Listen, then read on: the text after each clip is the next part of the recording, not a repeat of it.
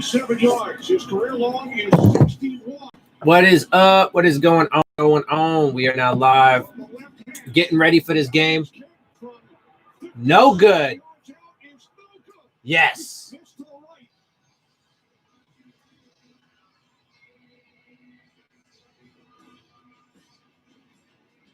So the Steelers maintain a 2-point lead. No good from 57. My name is Henry, working within Amazon Transportation Services. I immediately saw the challenge of climate change. We want to be sustainable, but when you have a truck covering over 300 miles, or you have flights going... Where the motherfucking... This is retarded. What are the... Letting the data guide us to the best solution. It's inspiring to try to solve a problem that nobody else has solved. That's super exciting. Let's see. Thank you. Trying to find the motherfucking inactives for this list. Anything from a fan. We tried a new chicken or barbecue chicken. Let's see. We met over a century ago. Where are the motherfucking inactives for this for this game, bro? We're about to start though. We're like about 6 minutes. We're about 6 minutes away from kickoff for the Dolphins. I got the Steelers. Who are they playing? Shit. I just smoked a whole bunch of weed. Eagles.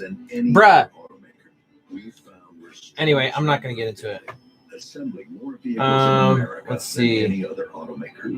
We know we succeed when we build for the future. That's why we're making our most iconic vehicles electric. We are and this company. And the we fuck? Build for every single American. We were built in America. That's why let's see. Just real quick, this is a tweet from Armando Salguero that actually I do find interesting. He says, interesting perhaps only to me, but Dolphins elevated defensive end Tyshawn Render to the active roster last week, and he's active today ahead of 5th-round pick defensive end Jason Strourbridge. I mean, look, I've been saying for a while that they're not very good at, their evaluation. They have not been, and so far, the drafts for the Dolphins and their first 2 drafts under Flores in this regime have not been good to this point. Anyway, I'm looking for these. Where's the goddamn?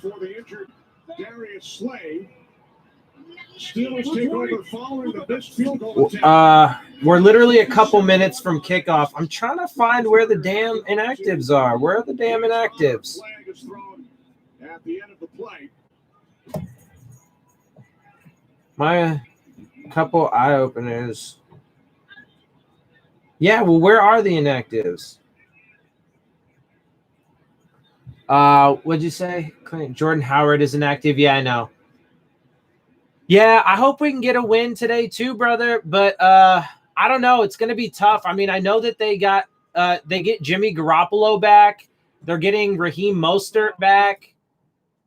And their defense, even though they've lost a ton of players, their defense has been fucking stellar. Like, they're ranked like 2nd or 3rd in a lot of fucking stats. Here, I'll pull it up real quick. I have it. I should have it. Game preview. Let's see. Is this right? Yeah. Look, defensively, in points allowed, they're ranked 3rd in the league. In yards allowed, they're ranked 3rd in the league. In pass yards allowed, 2nd. Receiving yards, 2nd. Rush yards, 15th. Like, Jesus Christ. Jesus Christ. Anyway, so let's see. Miami Dolphins inactives for the game against the 49'ers in Week 5, including some familiar names, but there was one new name that really jumped out. That's running back Jordan Howard. Yeah. And so, but we're going to be without Austin Jackson because he's been put onto IR. I saw a thing that it looks like Robert Hunt is going to be right tackle and Jesse Davis is going to be left tackle.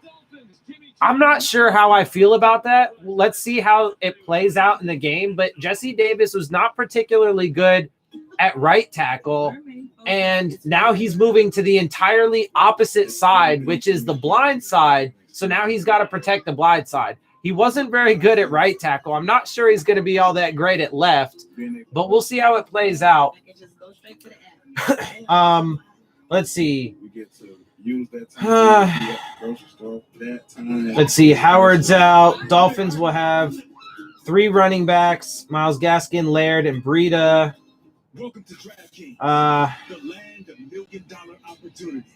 Salvan Ahmed will be inactive. He's part of the inactives. He was just brought up. 2 rookies will be inactive for a 5th consecutive game. Running back, wide receiver Malcolm Perry, and defensive end Jason Strourbridge. Jakeem Grant is available and will be playing. Tyshawn Render, we already mentioned, is active. And Alan Pupar mentions rookie free agent defensive end Tyshawn Render, who was elevated from the practice squad for this game, will be active, which is not necessarily a great statement when it comes to the progress of Strourbridge. 2 other players will be inactive are Shaq Lawson. So we're going to miss like one of our top, let me find it. Miami Dolphins stat leaders. Let's see. Hang on. Let me see if I can find who has the most sacks, tackles. Who has the most sacks? Let's see. Sacks.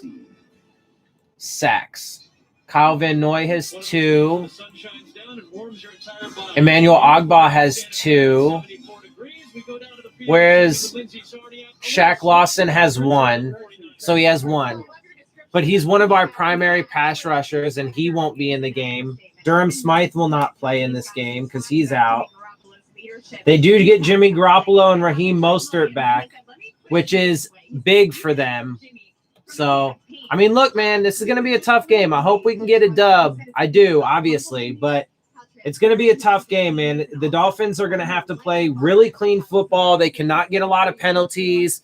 They have to make sure that they execute well. The coaching has to be great. This is going to be a really tough team.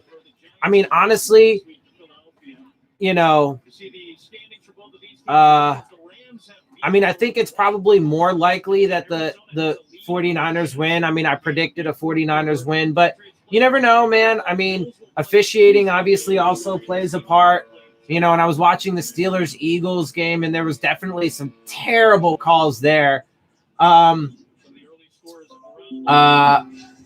know, how the ball bounces, right? Luck, you know, maybe we'll get some luck.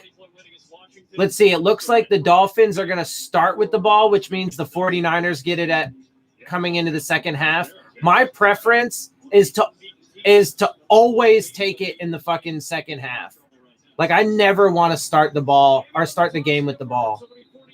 Oh, no, wait. Never mind. I'm sorry. I saw the field wrong. The 49ers are getting it to start the game, so we will get it after half. So, great. That's awesome. All right, well, let's see how it goes. The 49ers offense is coming out on the field first. Jimmy G and that fucking 49ers offense is going to be out. I mean, he's been great so far. You know, part of the reason why the 49ers lost their past 2 games was because, you know, he was out and they've lost a ton of players. Well, let's see if our defense can do anything about this fucking 49ers offense. They still got a ton of players. Impact players. And they get about 5 yards on a first down run to Raheem Mostert.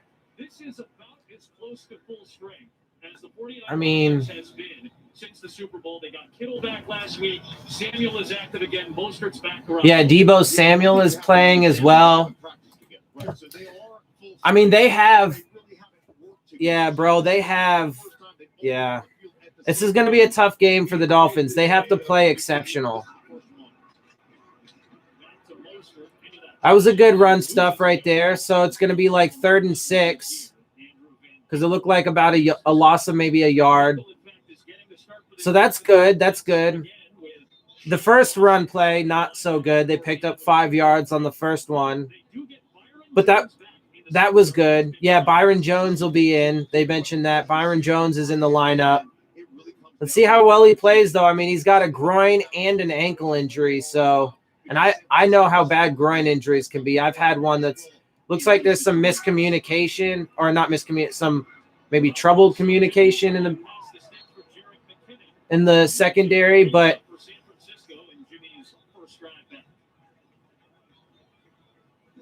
we're gonna get a punt. Yeah, I'm not sure what happened there. I mean, he just overthrew him. He just threw it too wide. Well, you know, Jimmy's probably gonna have a little bit of rust. Oh, that was a really dangerous field there by Jakeem Grant. But we're gonna be, and there's a penalty. I was gonna say we're gonna be at like the 34-yard line, but maybe not. Depends on this penalty. I think. I don't know. Usually, that's kind of what you end up getting on these situations in these return games. I think it's on us. That's what the indication seems to be off the bat is against us. Let's see what they call. What's going on, man? Oakland. Did they beat? Oh yeah, 40-24. Look at that. Game's not over yet. Yeah, bro. Like honestly, I mean that's impressive. 40-24, and you know, there's definitely, I don't know. I mean, I don't follow the Raiders super close, but I hear that there's optimism and stuff there, and obviously, I mean that's right now beating the Chiefs deep in the fourth quarter, 40-24. Is great, but honestly, bro, this season is impossible. Nice. Hell yeah, that's the way you fucking do it. Big deep shot to Williams. Anyway, this season is impossible to fucking evaluate, dude. Yeah, that was a brilliant adjustment there by fucking Williams. Hell yeah. Yeah, that was gorgeous. What's going on, bro? Let's see if we can get a dub here. And that's about a loss of 1-ish on that first down. But that was a nice deep shot on first down right to start. Let's see if we can keep that up. That's what I want to see all game. That's how you're going to win the game is shit like that. But let's see. It's 2nd and 11. We are on their side of the field now. Once I get a look, I'll try and give you a yard marker.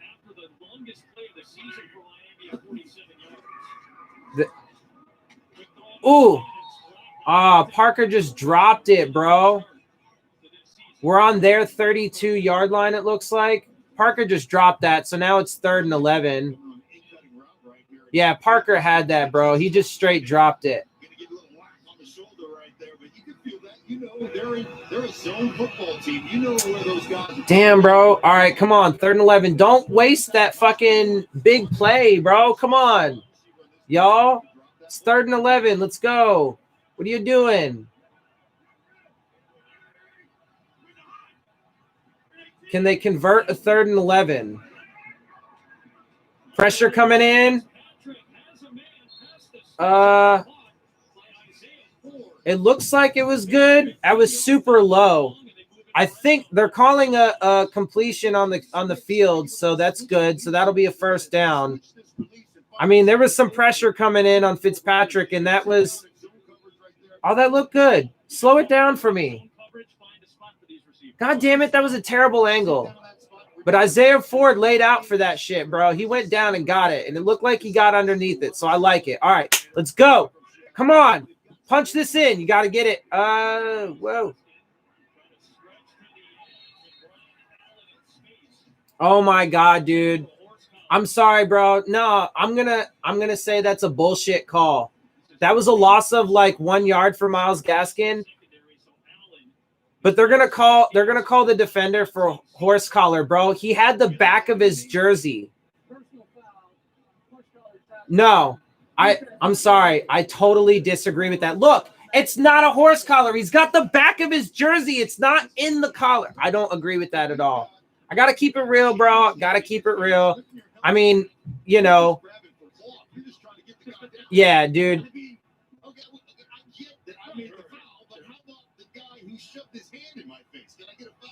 No, I totally disagree with that, bro. He did not hook and grab in. He literally had just all jersey. Like, it was... No. Anyway, bad officiating. Like I said, man, I mean, now, to be fair, the Dolphins are moving the ball pretty much on their own on this drive. So it's so far that's pretty irrelevant. But, if that,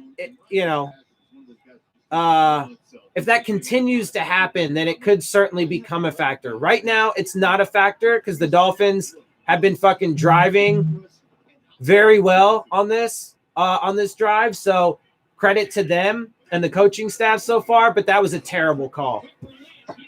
Yes! Touchdown, baby. That's what I'm talking about. There we go. Adam Shaheen, tight end. Here we go. Las Vegas, I'm sorry, the defense looking great. Yeah, I mean, again, like I don't want to take away from what they're doing or anything. It's just that it's impossible to evaluate this season, bro. Like the 49ers, right? So part of the reason why I'm not even super excited as much as I would want to be about this, it's because, well, one, that was a bad call. But other than that, they're missing Nick Bosa and Solomon Thomas, dude. That's huge, right? Ezekiel Ansah is not in this game. One of their top, or at least one of their top corners is not in this game.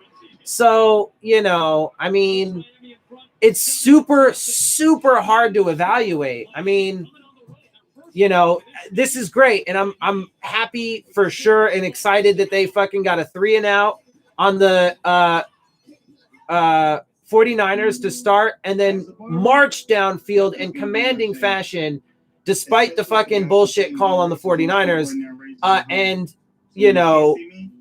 put it in for a fucking score. That's great. But the 49ers defense is missing a bunch of people that they fucking probably shouldn't be missing and likely would not be if they actually had a proper offseason and were able to get into football shape and, et cetera, et cetera. So, I mean, people call me negative because I like to keep things real, but that's the honest, unbiased truth of the situation. You don't even think they're going to be a full season. Is COVID not going to get any better? Seahawks tonight. Yeah, dude, I made a video about an hour or so ago. The NFL has rescheduled 8 games just today. 8 more games got rescheduled just today. Just today. Nah, bro. I mean, it drove him to thrive in his search for a better life.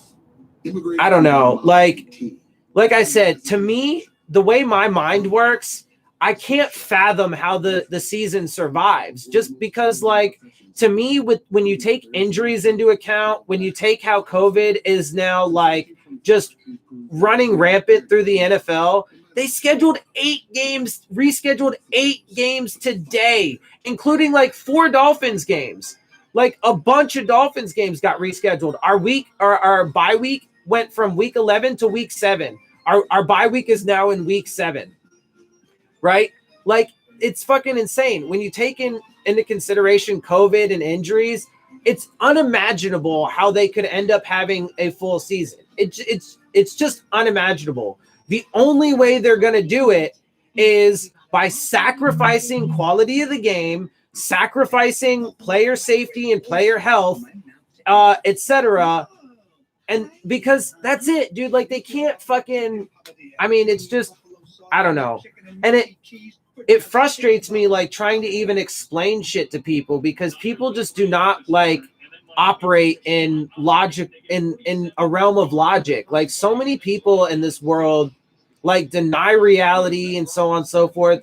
The only reason why the NFL season will or could play out in its entirety is because the NFL pushes its agenda for profit over the health and safety of players and the quality of the game. There's just no other way. Like, they cannot continue to have the season and claim to be about fucking health and safety and quality of the game. They just can't. Those things are diametrically opposed forces. They do not coexist together. It's just not a thing. So it's just flat out lies when the NFL puts out statements like, oh, we care about the health and safety. That's why we're rescheduling the games. No, you don't care. If you really cared, you wouldn't put them in positions to be exposed in the first place. What you care about is making sure that the games get played so you can make your fucking money. Let's be fucking real. Anyway, let's get back to this game. There was a blitz brought that almost got the fucking ball carrier in the back, deep in the backfield, but whiffed on the fucking tackle, and it turned out to be a good gain by Raheem Mostert. 2nd and 3. Oh, and that was just a drop by the 49ers. I mean, there was some pressure starting to come, but Jimmy got it out, and he got it to him. I mean, that should have been a catch. It was, it hit him right in the hands. I was going to say it was a little out to the side, but it hit him straight in the hands. That should have been a first down. All right, so that's a mistake by the 49ers. They made one earlier, too. So, in their first drive. Got to keep it real. Here we go. Oh! Well, Brandon Ayuk gets a reception, takes it to about midfield.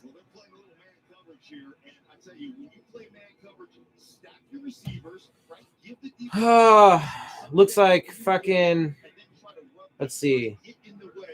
He just great. Chiefs cut it to 8. Yeah, Mr. Holmes is genius. Patrick Mahomes is great, man.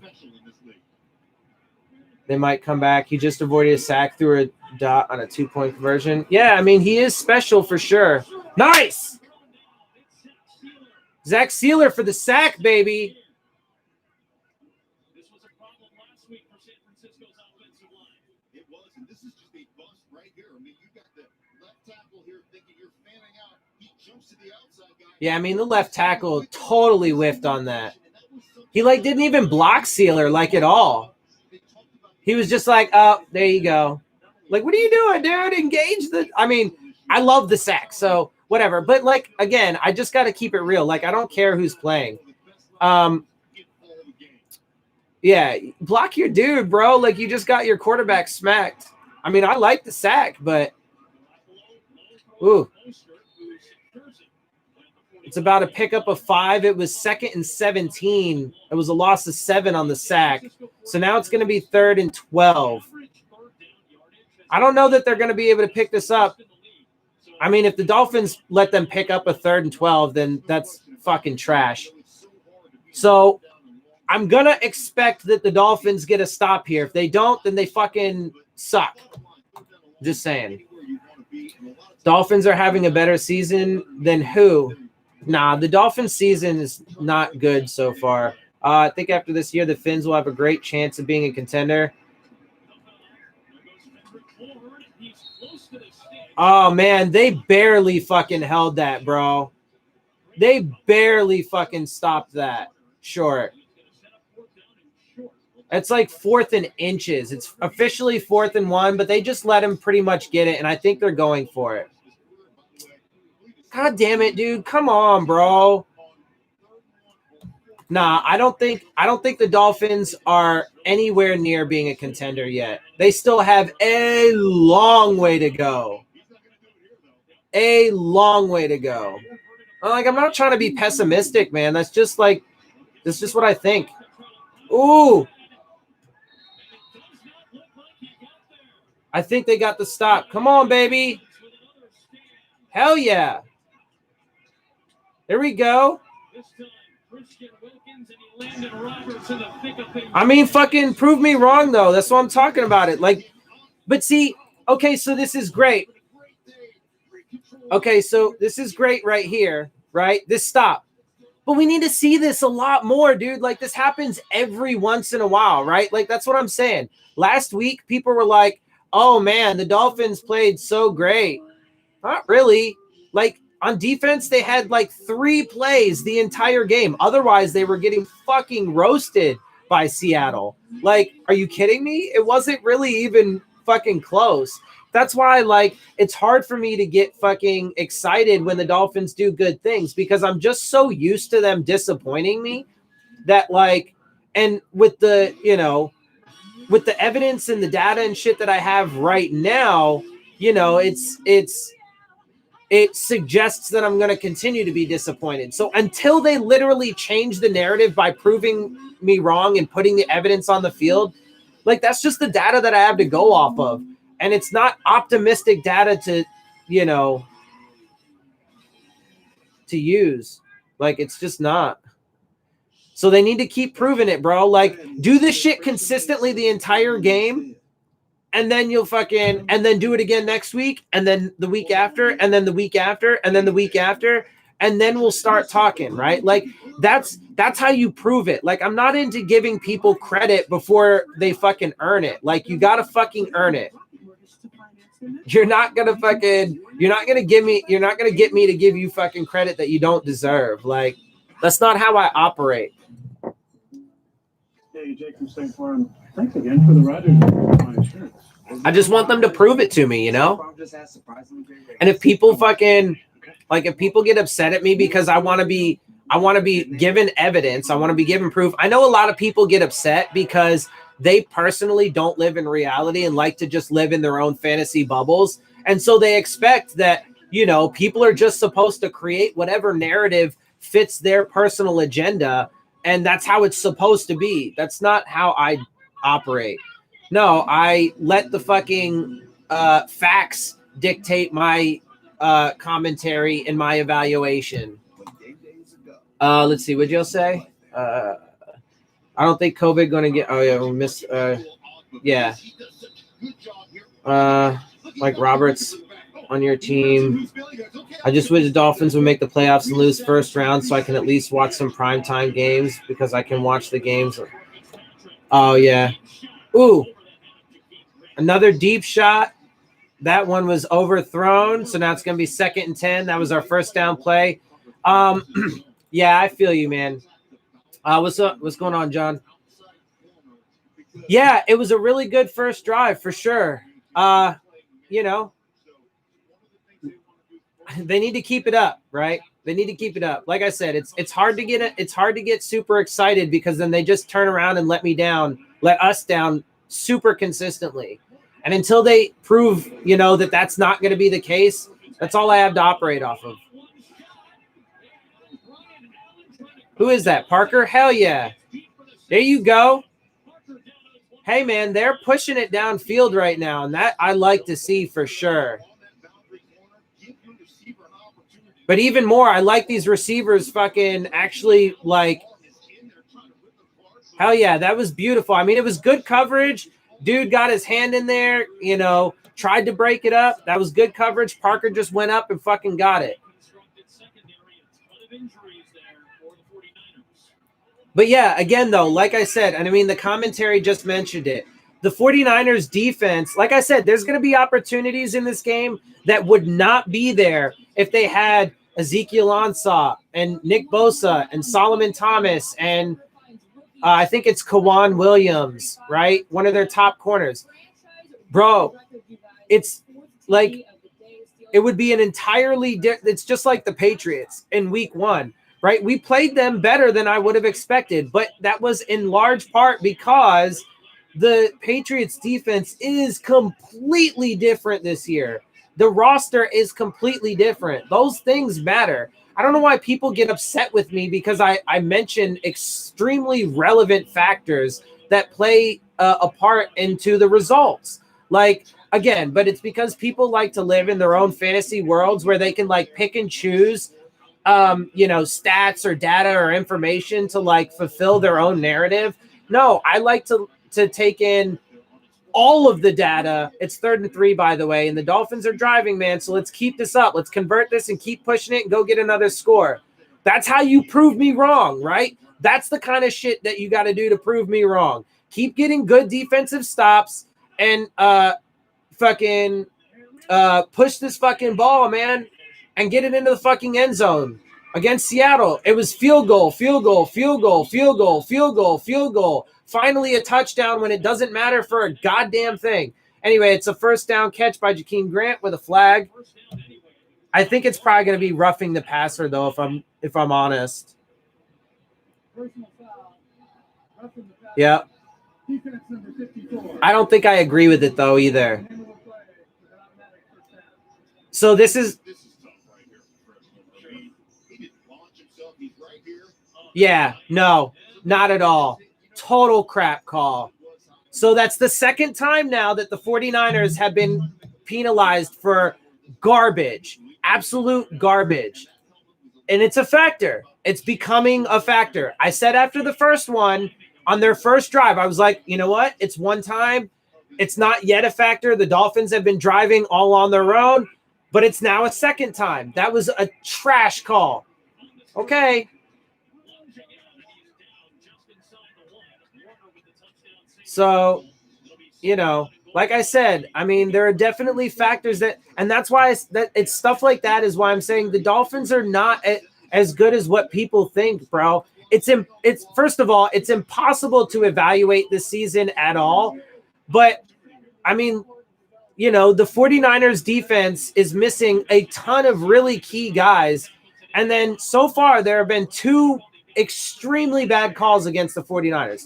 It's just the way it is. If people hate me for it, that's an easy touchdown. So, you know, I'll take it 14-0. But again, it's hard to get excited about the Dolphins when I know that it's not all because the Dolphins are playing fucking phenomenal. They're playing pretty good right now, for sure. And I like some of the things that they're doing. But there are other factors that are massively important. Yes, we are now up 2 scores. So let's keep it going, man. That's what I'm saying. But look, at the same time, they need to take advantage of those things, right? So yes, it is absolutely true that the 49ers defense is missing a ton of super important guys. It is absolutely true that they have now been victimized twice by terrible, terrible calls on defense that has helped out at least a little bit the Dolphins offense. And it is also true that on the 2 49ers drives, they had made some costly mistakes that were 100% on them and not on the defense. There was, you know, a little bit of Jimmy Garoppolo rust. He, you know, threw a little bit too wide to his receiver, breaking to the outside. And one of the receivers just completely dropped the pass. So stuff like that. All of that is relevant. But the Dolphins have to take advantage of it. And they have to take advantage of it consistently, right? And you start doing that, then you start to build a resume. Then you start to build, you know, a record of doing these things. Once that record becomes consistent and substantial, then you start to flip the narrative. Then you start to change things, and then you can start to change my mind about the actual direction of this team. But until that stops happening, and as a matter of fact, until they can start actually being dominant against teams at full strength, and when they're not being victimized by terrible officiating, et cetera, then we really start to have a conversation, right? And because I told you guys, there's no way that the Dolphins are going to beat the Seattle Seahawks if they don't play exceptional, better than they played against the Jags. They're just not going to, and they didn't, and they proved me right because field goals are not going to fucking cut it. The offense has to be fucking high-powered, and they have not proven to be even close to that yet, even despite some of the good things that they have shown, right? Because of the fact, the reason why that is the case is because they've been playing teams with their defenses not being at full strength, not even close to it in a lot of cases, right? Whatever, stuff like that. You get the point. Like, anyway. So again, like I said, all right, and just real quick, the Browns, right? The Browns. they're like in year 6 of their fucking rebuild after having tanked. Okay. Year like 6, something like that, 5 or 6. Anyway, and they're just now starting to like look like a team that might be able to potentially start like sniffing at the playoffs in year 6, bro. Like the Dolphins have a long way to go. I'm telling you. I know people don't want to hear that, and I know people want to be like, you know, super optimistic and want me to like, you know, blow up every fucking big play that the Dolphins make and make it seem like they're fucking dominating when they're not really. Like, I know people want me to do that, but I'm not gonna do that because that's not reality. And, you know, people just set themselves up for massive disappointment when, and look, my entire life has been full of fucking disappointment. So I know what it looks like. And I'm not about fucking, you know, sugarcoating and flowering things so that way it looks better than it fucking is. But so far in this game, things are going well for the Dolphins. A lot of it is on them. Some of it has been, you know, mistakes by the 49ers, bad officiating, etc. But let's see if they can continue to take advantage of that. This is now the 49ers. Is it their third drive? Oh, and that looks like about 15, 16 yards on first down. They were backed up pretty nice after the return. I give us at least 2 years before we become a real contender. I mean, honestly, bro, if I'm going to keep it real, I'm going to say the Dolphins will not make it to the playoffs for at least another 3 or 4 years. I mean, unless that's my take on it right now. So again, though, I want people to understand, because I care about facts above all else, my evaluations are fluid, right? My evaluations are fluid because it depends on the facts, right? And facts can change dramatically, right? So, you know, I mean, the biggest example I can give is like injuries, right? When teams lose, you know, key players, it's a dramatic shift, right? Stuff like that. But there are all kinds of different things that can happen quick. So we'll see, bro. You know, let's see. All right. Looks like it's going to be 3rd and 1 unless they spot them as a first down. Not sure. Is it 3rd and short or is it fucking first down? Anyway, I agree that Tua should not play at all this year. I 100% agree with that. I think the absolute smartest thing that they could do with Tua is just let him sit. Let him learn. Ryan Fitzpatrick is a good teacher, man. I mean, he's just an average quarterback, but he's got a lot of heart. He's got a lot of passion. And he's got, you know, a lot of great leadership qualities. So, you know, I think that's great. Nice. Another sack. Hell yeah. So I love the idea of him sitting and learning behind Ryan Fitzpatrick. Personally, I would have rather, you know, still have had Ryan Tannehill for him to learn behind because he's clearly the better quarterback and far more accomplished. However, I like Ryan Fitzpatrick. So, and then you throw in the injury. I just don't want to take any chance whatsoever. Not a fucking chance. I mean, frankly, he could get hurt in practice. So that's bad enough. I'm not going to say don't fucking have the kid practice. That's ridiculous. But do not put him in a fucking game. So it was a 2nd and 18 play that picked up I don't know what it picked up yet. It looked like maybe 12 or something like that.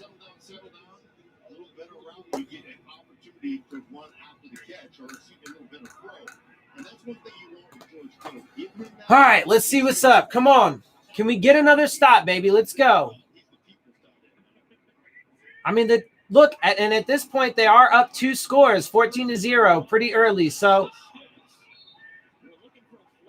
No, see, that should be a flag on the Dolphins. 100%. That was clearly on Nick Needham. That was clearly pass interference, bro. Dude. Nah, look. Past 5 yards, and he was clearly holding him, dude. Like, oh my God. I'm sorry, because again, I know like Dolphins fans hate me for this, but bro, that was clearly a clear pass interference by Nick Needham. At a minimum, that should have been a fucking spot foul and a first down for the fucking 49ers. But then they just get called for a fucking false start. Bro, I'm telling you, this officiating has been terrible so far. And it's all been against the 49ers. And it's becoming a pattern now. That's the third time that the Dolphins that the 49ers got like just absolutely victimized by terrible officiating. And it's a major contributing factor at this point. A major contributing factor. It's not a small factor at this point in the game. I mean, maybe they stop and it becomes less of a factor and the Dolphins just like destroy them, but it has been a major factor in this game to this point. Landon Roberts, he's been all right so far. I mean, he hasn't been stellar. He's done some nice things, but he's been all right so far. He's also missed some time. Did he miss a game? I don't remember if he missed a game or not. These injuries are super hard to keep track of, man. We're made for. Tonight, I'll be eating a veggie. I want to say he missed one game. No tomatoes. Anyway. Tonight, I'll be eating 4 cheese tortellini with extra tomato. He's been all right. It's come to this. Thank you. Brother, careful now, old daddy's not here to save you. Oh, I am my daddy. Wait, what? What are you talking about? Yeah, I don't know. That just confused the hell out of me, too. I don't know what the fuck just happened in that commercial.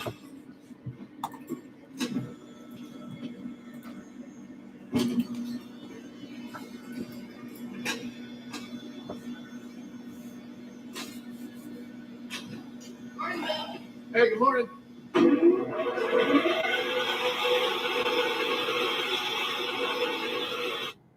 Football was a passion. How is it an Amazon commercial talking about small businesses, bro? Get the fuck out of here.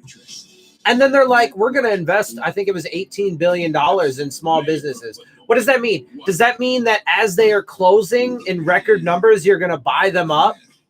Because I think that's what that means. Pretty sure that's what that means. Because the stats that I've seen with small businesses during this pandemic and so on and so forth, like 60% of fucking small businesses have closed or some shit like that. It's fucking outrageous. Giants are very bad. Dallas gives up most yards per game and points. Giants are so far. I mean, 3 defensive stops for the Dolphins. well, the Dolphins are now going to start like on their 1 yard line after Jakeem Grant almost fumbled that punt away. Or no, we're on our own 5 yard line. I guess he was marked down at the 5. Ooh. And that was a loss of 3 on a first down run. 2 maybe. I mean, they were just fucking, they had 2 players in the backfield like before even Gaskin even got the ball. All right, so 2nd and 12 on our own 3 yard line.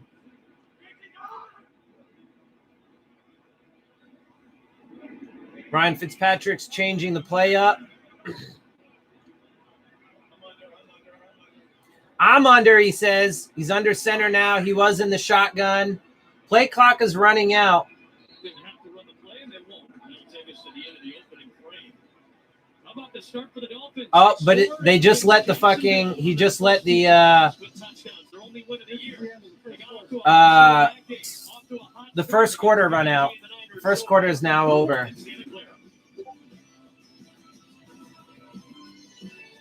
Eduardo Eats was inspired by the Popeye chicken sandwich, and it was beautiful. Oh, baby, you cast a spell on me. Soft fluffy bun. Loaded chicken sandwich for Popeye. Get the sandwich for just $3.99. Jesus Christ. Chicken from Popeye. Welcome, may I have your attention? Pull up a seat, begin to listen. Come on! I got that. You got that. We got that. Oh, shit. Boom. Let's hear it for Bob's Burgers. Ugh. A simple, intuitive app makes it easy to get closer to the game. But to get Dan even closer, we've arranged for him to experience a genuine James Harrison tackle. Wait, what? Tackle? Can we not do the tackle? If he doesn't tackle you, he doesn't get paid. Doesn't get paid.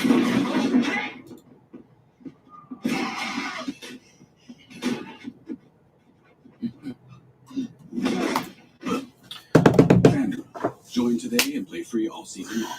I think we're ready to singularly focus on what is right and true and deliver that every night. Hard news, that's a given. But we'll find the time to focus on stories. Oh my God, dude. I can't stand these commercials. I hope people feel like they learned something. Defense is playing very good. The facts, the truth. They've been playing solid so far. Weeknight, 7 Eastern, CNBC. Again, the officiating has been terrible. This is the most important. Although, to be fair, only one of those plays hurt the 49'ers offense. Team in politics is in your hands. From the voices you trust. Download and stream wherever you are. America's #1 name in news is with you every step of the way. On TV, on radio, and online. Yeah, I mean, keep this up for the whole game, man. They can get a dub here. Democracy 2020 on Fox. They got to take advantage of the, beat up 49ers defense. They got to take advantage of, the terrible officiating that has helped them out. I mean, we're used to, I guess I should be thankful, though, as a Dolphins fan, because we're totally used to the officiating victimizing the Dolphins. So, I mean, I guess I should be glad. I hate bad officiating, so sorry.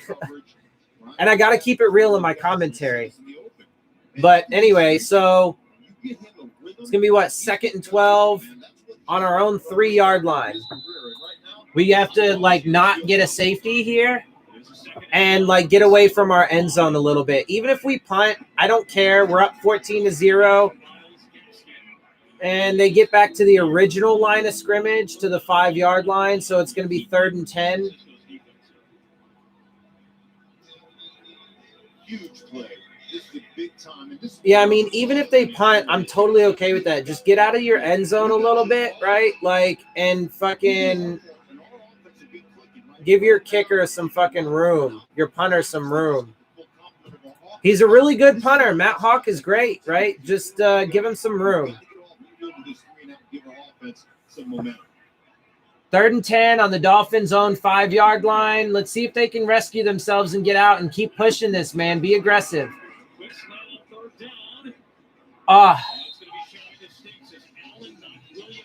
It was about 8-yard gain, 7 or 8 yards. So it's going to be a 4th down. This is not a time to be aggressive, right? So definitely kick the ball. Even though it's a 4th and 2, do not go for it, right? This is definitely not a time to go for it. You just motherfucking, you live, you protect your 14-point lead, and you kick the ball. Don't give them short fielded or short yardage or short field, whatever. Don't do anything stupid. And of course they don't. I wasn't expecting them to, but they are going to have, come on. Somebody tackle this motherfucker. Well, he's on, they got past the 50, so they're going to be on the Dolphins side of the field. So let's see if this fucking, 49ers team can fucking do something and make this game more competitive, huh? I like competitive games too, and if people hate me for that as well, then okay, I guess. I do ultimately want to see the Dolphins win, but I do like competitive games. And I like us to win, solely on our own merits, Like I don't like it. I don't like I want them to prove that they can, beat the 49ers defense when they're playing well. I mean, they're not at full strength by any stretch of the imagination, so that's not a realization that can be had today. But I want them to play well and not get fucking victimized by terrible officiating. And then I want to see the fucking Dolphins continue to do what they've been doing so far today and fucking win the game that way. So they need to start that right now. Get it from Jimmy Garoppolo to George Kittle and see what he can do underneath, man. He is such a great runner with football. All right, let's see what happens. Come on, baby. Let's get a stop.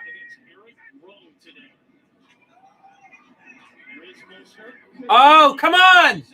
Oh, come on. Down inside the 15. Great. And it looks like Eric Rowe has some kind of an injury. Awesome. Yay. God damn it. I mean, and they had somebody had a shot there in the backfield. Who is that? I think that's Van Noy. Yeah, that looks like Van Noy. 53 is Van Noy 53? And then, fuck, bro, deep downfield. And Eric Rowe is still on the ground, so that's not good. So our secondary is getting more banged up. Awesome. That's fucking fabulous. I browsed 8 sites for God damn it. today.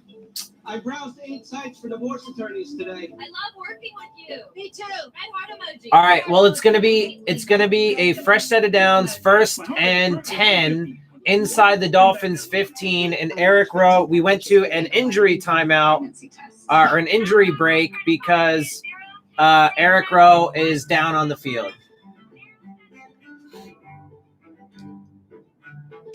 I mean, if we can hold them to a field goal, that would be great. Yeah, it's the injury. I mean, the injuries have been decimating the league, but really, if you look at it, the Dolphins are actually one of the less injured teams overall. We've been lucky so far that we haven't had a whole lot of major injuries. I mean, our biggest one really is Austin Jackson. I mean, Byron Jones got injured and he was out for a couple games, but he's back now. The biggest one is Austin Jackson, and he's only going to be on injured reserve for like 3 weeks. So, I mean, when you look at the 49ers, dude, they lost. I mean, again, I'm just on their defense. Nick Bosa and Solomon Thomas tore their ACLs out for the year. I don't know how long Ezekiel Ansah is going to be out, but he's out for this game. And then they have like 3 corners that were ruled out as well because of injuries. The Jets are so injured. Like, they have fucking an ungodly amount of injuries. It's crazy. Who's another super, super injured team? The Seattle Seahawks were, pretty injured going into our game last week. No expense. President Trump tackled the virus head. I mean, injuries are definitely a problem for the entire league. That is without question. And the Dolphins are affected by that. But we are for sure, keeping it real, we are for sure one of the less injury-riddled teams for now. And hopefully it stays that way. But, the longer the year goes on, the less that's going to be the case, because people are just going to continue to get injured, man. And this year has been so bad. Who leads the league in receiving yards? Yeah. I mean, I'm not really a fan of this coaching staff overall. And I thought that they called some terrible calls last game. But again, they can prove me wrong, and I want them to. So, look, I'm open to them showing me that I was wrong. And look, to be fair, I will say that Chan Gailey and the Dolphins offense in particular, even though there are relevant factors like injuries and so on and so forth that play a part into that, have been, somewhat impressive. Jesus. So first down run gets about 6 or 7 yards. I'll look at the C gap or the D gap. Not there, then I'll come back to the C. Then I'll come back to the B, and I'll stick my foot around and make a play. And that's one of the things. Yeah, and see, Raheem Mostert has been making plays out of nothing. He has been making people miss tackles, and this is one of the reasons why him being back is a problem for us. And that's an easy fucking touchdown for the 49ers. So look at that, right back in the game. So Kyle Juszczyk just got a touchdown, just ran it in. I mean, the Dolphins defense was completely fooled on that. I was fooled on that. I didn't see it coming. It was a fake handoff to the running back or to another. Who is that? I don't know. Yeah, it looked like a wide right run play that ended up being just a up the gut run by Juszczyk.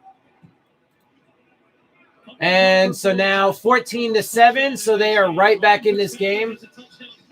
Just give it a year or two, we should at least be in the playoffs. Like I said, right now, my guess is that the Dolphins are at least from right now. My evaluation as it stands right now, the Dolphins still have at least another 3 or 4 years before they get to the playoffs. That's my current evaluation. Let's see if they can change my mind. I hope they do. But that's how I see it as it stands right now. 5G keeps getting stronger as we integrate Sprint's network into ours, giving us the capacity and coverage to reach after this season, like another 3 or 4 years is my current guess. A 5G network that will let us stream new experiences and help us. Yeah, see, like I know Dallas is missing their starting left tackle in this game because of injury. One of the Buccaneers star defensive tackles, Vita Vea, is now out for the year, I think, with an injury after their last game, which I was happy to see Tom Brady lose. And I'm going to keep it real with you guys. I'm happy that the Bucs lost that game for a couple reasons. One, because obviously, Tom Brady's the rival of the Dolphins, just will always be, so that's nice. But also because I really want to dispel the fucking stupid myth and philosophy that all you need is a quarterback. And if you just have the greatest of all time, you're automatically going to be the fucking best team. Because it's not true. It's just not even close to true. It's never been true. It's not true now, and it never will be true. So, I'm all about building an entire team, a well-rounded team.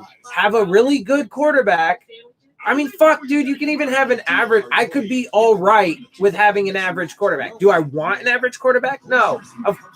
Do I want if I can have a superstar? Of course. Like, would I want Patrick Mahomes? Sure. Yeah, definitely. But I'm not going to fucking chase guys to try and get that. Tom Brady was not picked in the first round. Neither was Dak Prescott or Russell Wilson. You can get motherfucking guys in later rounds. So do it that way. But you ensure that not only your quarterback, but your entire team has more success when you build an entire roster as opposed to just trying to dump all your resources into like 1 or 2 key positions. Like, fuck that stupid bullshit. It is never proven to be an adequate way for not only achieving success, but maintaining success, right? Like, it's proven to sporadically, find success for a team here or there, but it's never proven to be able to actually consistently get people to fucking, the playoffs and compete for divisional round or division championships and so on and so forth.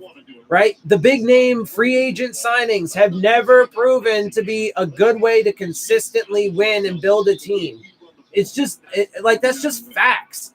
So I'm super happy to see that Tom Brady and Gronkowski, whatever, going to the Bucs is not enough to make them fucking, the top team in the league. Oh, Fitzpatrick had to scramble and nice. I mean, that was super close. That pocket really broke down around him. But good on Fitzpatrick, man, for just getting away from that and picking up like 15, 16 yards. Hell yeah. Hell yeah. All right, man, come on. Let's go get some more points. Let's increase the lead again. Past years, we have had very talented players but bad coaching. Oh, well, I know this is another very unpopular opinion, but I loved where Adam Gase was taking us. Hell yeah, Gesicki. I was going to say that looked like that might have been a little bit of a defensive hold there, but Mike Gesicki made a good adjustment. I don't know if they're going to show the replay or not because they just did a game break, so probably not. I would like to see that to confirm, but it looked like there might have been a little defensive hold there, but Gesicki made the adjustment in the catch anyway, so I guess it doesn't matter. Anyway, let's see. We're at about midfield, so come on. I mean, even if we can get a field goal, honestly, I wouldn't hate that. Obviously, you want nice Williams for about 13. Hell yeah, baby. Come on. Take advantage of this banged up fucking 49ers defense, baby. Let's go.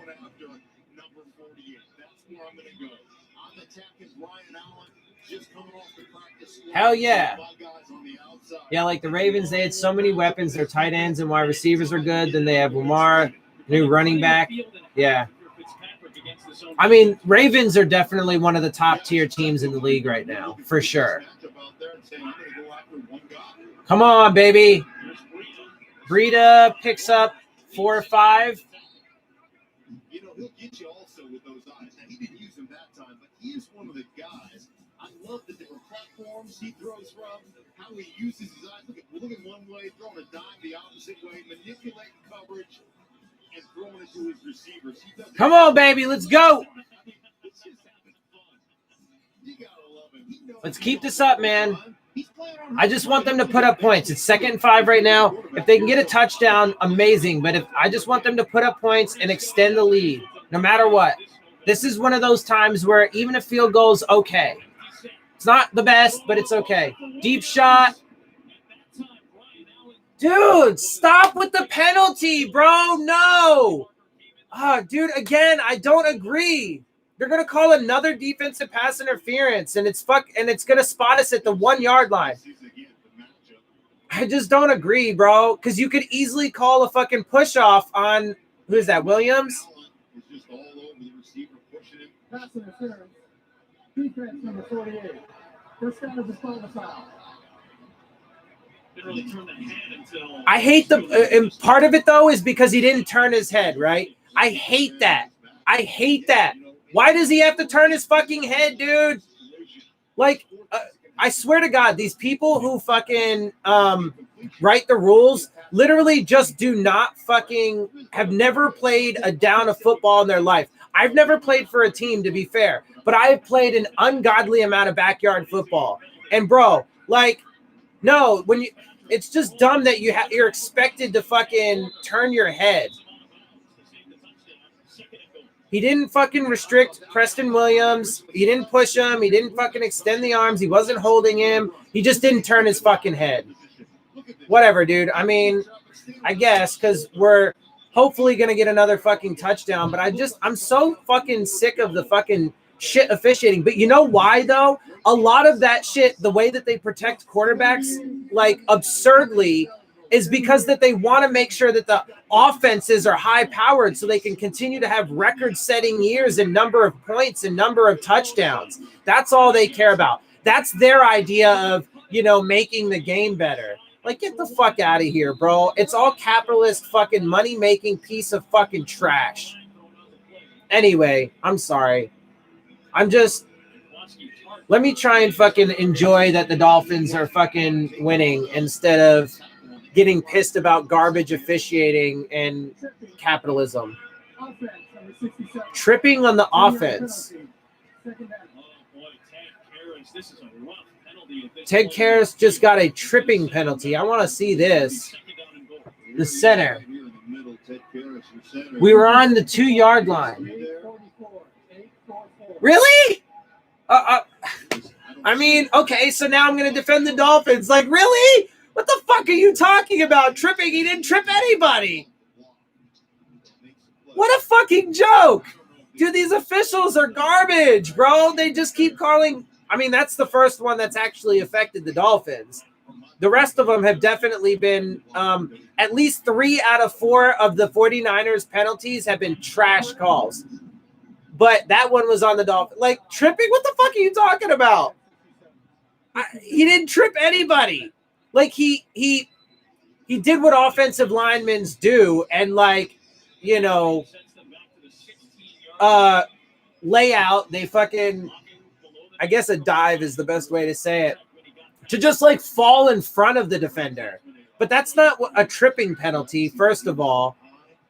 Second of all, it didn't even work. He didn't even hit the dude's feet. Like, he got around him just fine. Whatever, bro. Like, garbage. Second and goal. Fitzpatrick scrambles, and he gets sacked. And so now with the bullshit penalty and the fucking, man, I can tell I am going to have a lot to say in my post-game video. But so with the bullshit penalty just there and now this sack on Ryan Fitzpatrick, I mean, we are so back. So far back. Third and goal from the 22-yard line, I think it is. Yeah, 22. They have 22 yards to go. 3 seconds, 2 seconds, 1 second. Ooh, barely got it off. Hell yeah. Deep shot to Parker. I mean, Allen cannot cover anybody. But see, let's note, though, that is super important. See, I can't even get excited about this, man. God damn it, reality sucks. Because the Dolphins have been moving the ball absolutely amazing. And that's wonderful on the play call, and that's wonderful on Devontae Parker and Preston Williams for taking advantage of the cornerback that's guarding them and Ryan Fitzpatrick for attacking him. But Allen cannot guard anything. But he's a rookie, and he just got put in because all of the 49ers cornerbacks are injured. So, like, I can't even enjoy it, man, because, like, I know that it's not – God, people hate when I say it, but it's not so much that the Dolphins are – it's partly because the Dolphins are playing good. They're playing good. They're not playing stellar. They're playing good with the fact that this rookie cornerback that fucking hasn't seen a snap in the NFL yet and is only in because of the fucking massive injuries to their defense is getting victimized. I mean, I am glad that we are now up 21-7, but the factors that go into it, the bad officiating, the busted up fucking defense, it's proving to be a factor. Like, God, people can get upset with me all they want, and I don't like the reality any more than anybody else does. But it's a fact, bro. Up until that bad call on the Dolphins, the tripping penalty, which was absolute trash, there have been 3 super terrible calls on the 49ers that have stopped 2 of their drives, and is back. The cumin, the coriander. Wait. That helped the Dolphins' offense. Excuse me. 2 of them helped out the Dolphins' offense. It was on their defense, and one of them that stopped one of their drives. And then because they had a couple mistakes as well, that's not so much of a factor. That's been the smallest factor. It's been the officiating and the injuries, bro. That's the reality of it. But I'll take it. No, like I said, they have to take advantage. That's why I said it's good on them for taking advantage. And so that's why it's cool, you know, and it's definitely awesome that, like, I don't want people to get me wrong. I'm just a real person. Like, so, you know, I don't want people to take me wrong. Like, I want the Dolphins to win, and it's awesome that they're up 21-7. But, like, the factors are the factors, and it's for real. But you're right? But that's the point, right? Like, you got to take advantage, and Noah is a rookie, and he got fucking torched. But now Noah's not in the game because we have Byron Jones back, right? So, and our secondary is not anywhere near. I mean, our entire defense is pretty much healthy, whereas the 49ers have lost their top 3 cornerbacks, or 3 of their top cornerbacks. I don't know if they're all their top 3. I don't think they're all the top 3, but 3 3 of their cornerbacks, including one of their top cornerbacks for sure. Let's say that. They've lost Solomon Thomas, Nick Bosa, Ezekiel Ansah's not in their game. So all of their pass rush is gone. Like, what do you expect, man? Like, what do you expect? I mean, it's not really comparable. I mean, you can compare, like, let's say Noah to this Allen kid. You can compare them individually, and they both have been getting torched because they're fucking rookies. But you can't compare the teams in the same way because it's totally different, right? So you're right to say, yes, Noah, and you can compare him to Allen. But the 49ers secondary and defensive line has been decimated by injuries. It's not the case for the Dolphins. So, you know, when you have like okay and average players playing against guys, or, you know, comparing against guys and playing against guys that are, you know, backups or rookies or, you know, whatever, because injuries, you know, then their production can be exaggerated a little bit, right? Anyway, so let's see what happens. I mean, Raheem Mostert just had a fucking powerful run there on first down that picked up another first down. Ooh. Hell yeah. Xavier Howard got close to an interception there. I mean, Jimmy, there was some pressure too, so let's throw that in there. There was some solid pressure there, and Jimmy kind of had to hurry that throw. I mean, and that was not a good decision. I mean, Howard was definitely in front of that route. He's been a little off so far. I don't know if it's the ankle, you know, trying to figure out how to plant on that, if there's some residual effects in his form. He's been off target on several throws. Yeah, they were. The commentary was just noticing or mentioning that Jimmy Garoppolo has been off a lot on throws. Why did we take a timeout? Why? I mean, so obviously there have been a lot of schedule changes over the last 24 I guess I don't see any reason for that, but sure, I guess just use one of our timeouts for whatever reason. I suppose he knows something I don't, but that was kind of a random timeout. You should be happy. Watch our secondary get torched tonight against Seattle because we got on Ricky's. Yeah, I mean, like I said, bro, and again, people can call me negative if they want, but like, it's hard for me to get excited about my team when I know it's not all them. Like, when I know that there are major factors that are not the Dolphins, right? Like, I want them to play against teams and show this level of fucking, you know, production and dominance against teams at full strength and, you know, et cetera, right? Like, and when officiating is not helping them out with a ton of bad calls, you know what I'm saying? Like, because I'm not about, you know, I don't want to say I'm never about instant gratification because that's not true, but instant gratification is not anywhere near as good as long-term sustained gratification. So, you know, that's what I want. And so I'm trying to give the best evaluation based off of all relevant factors. And so I guess I'm negative for that. So, okay. Anyway, so that is going to be, that was a first down run, picks up about 4 or 5 yards there to the Dolphins' 40-yard line. You're a Heat fan and a diehard Vikings fan. Yeah. Yeah, well, the Heat are doing well. Right, they're in a good battle with the Lakers in the playoffs, right? And your Vikings are having a rough time, and I feel you there, man. All right, 2nd and 6. Let's see if we can get a stop, though, man. We got to get a stop. We can't let them answer. Oh!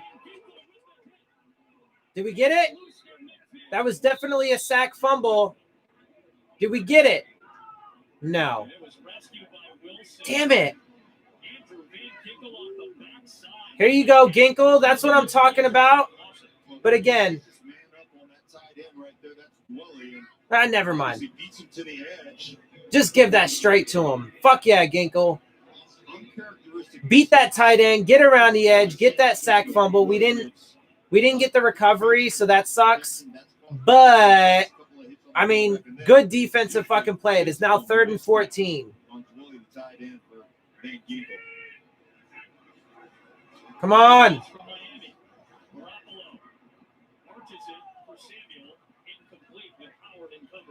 Yeah, Jimmy is just really off. I mean, there was pressure there, but again, that was just another one of those throws that, like, he needed to set his feet, square his shoulders, and launch that bitch. And he could have made that. And he just, yeah. What's going on, man? All right, cool punt. I'll take that. Hell yeah. I mean, Jimmy's been off. Seeing that's been another factor. It's definitely. I was not expecting. I gotta say, I was not expecting Jimmy to be this off coming back, but he has been. He's been, you know, missing a lot. They were aggressive right out of the gate. Chan Gailey, the offensive coordinator from Miami, letting it fly with. Anyway, let's keep this up, bro. I mean, like I said, they definitely got to take advantage of, you know, the beat up 49ers defense and the bad officiating, and you know they got to take advantage of that, and they got to keep pounding away, man. Keep pushing it, keep fucking, you know. But I just don't like, you know, I can't lie to people and tell people that the Dolphins are better than what they are. Like, they're not actually as good as what it seems like right now because of other factors. But they are playing solid football. They're not making mistakes on their side so much, right? I mean, that was a loss of yardage there. They're not so much making mistakes on their side. So they get credit for that. They get credit for executing well and taking advantage of these other factors. But there are other relevant major factors that, when taken into account, show that it's not necessarily the Dolphins, but it's not all the Dolphins by any stretch of the imagination. I just can't lie to people, bro. I can't. I'm telling you, K'Wan Williams is one of the best players in this league that nobody knows. All right, so 2nd and 11 from the Dolphins 20. Deep shot again. And come on! Go! Down inside the 20. That's what I'm talking about. Take advantage of it. Let's go. Well, you talked about it. K'Wan Williams is a great nickel. Jamar Taylor took that spot and got beat. Right. Look at this second right here. Look at Sell the Coast. And now Jamar Taylor. Yeah, Jamar Taylor's in for K'Wan Williams. It's not even comparable, bro. We know Jamar Taylor. He's not, you know, it's not really all that great. Like, that's a huge difference, right? So we would not be, I'm telling you, we would not be making these deep-ass plays as nearly as well if they had all these top fucking corners and pass rushers in. Like, it would be a totally different game. But 1st and goal, we are at it was like a 3-yard pickup. And look, another 49ers player on defense is now injured. I mean, I can't really get all that excited about, you know, beating a defensive team that is like DJ Jones, defensive tackle, is down on the ground. Like, it's hard to get exciting about destroying a defensive team that, you know, is lacking in fucking quality as far as an opponent. All their pass rush is gone. All of their fucking secondary is gone, pretty much. They just lost another guy on their defensive line. Secure mobile banking from Navy Federal. I mean, I'm going to take it. Our members I'm going to take this dub. We can get this win, man. If we can keep this up and take this dub. I mean, look, we have an opportunity to go up 28. I mean, I guess at a minimum 24-7 right now.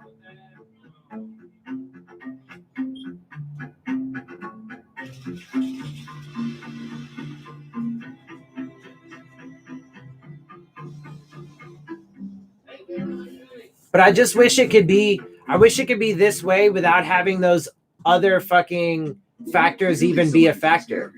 So when it comes to screening for colon cancer, don't wait, because when caught early, it's more treatable. I'm Cologuard. I'm non-invasive and detect altered DNA in your stool to find 92% of colon cancers, even in early stages. Tell me more. It's for people 45 plus at average risk for colon cancer, not high risk. Oh my lord. Ask your prescriber if Cologuard is right for you. I'm on it. That's a step in the right direction. Introducing Wendy's new pretzel bacon pub cheeseburger. Nothing will distract you from the pretzel bun and beer cheese. Not even all the comments on the pic you posted of your pretzel bacon pub cheeseburger. Download the app to order ahead and get Wendy's rewards. Your journey requires Liberty Mutual. They customize your car insurance so you only pay for what you need. What the fuck? That will save you lots of money. This game's boring. Only pay for what you need. Liberty, liberty, liberty, liberty. It's an all-new season of TV's #1 show, The Masked Singer, Wednesday on Fox. There's the primetime schedule. Whoa. for, Okay. I don't know. Some of these commercials, bro. Yeah, no, look. Again, Fitzpatrick, you know, and the Dolphins offense is 100% taking advantage of these major factors. But I just can't mislead people into believing that it's because the Dolphins are fucking super dominant. Oh, and Fitzpatrick got sacked there.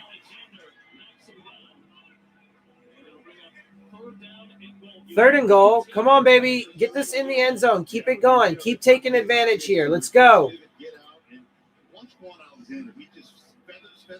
As soon as he sees it, he takes off, shot from a cannon, puts Fitzpatrick. And this is smart for Fitzpatrick. Yeah, don't throw the ball. Don't throw it into traffic. Just eat it right here. Obviously you're in field goal range. Live to fight another day on third down. Yeah, I agree with the commentary there, though. That was better. Even though it was a sack, it was better to take that sack to throw in than to throw into, heavy coverage and risk the interception or the turnover. That's an incomplete pass. Fourth down, so they're probably going to kick the field goal and just take the 3 points, which is smart. Peel out and take number 3 in a 3-by-2 set empty. And look at him get in there. I mean, that is really hard to do because you're trying to hold the center. Yep, that was good. Good defensive play. I was looking to see if there was some pass interference, but that was clean. This is the smart play. Take the field goal, get it to 24-7.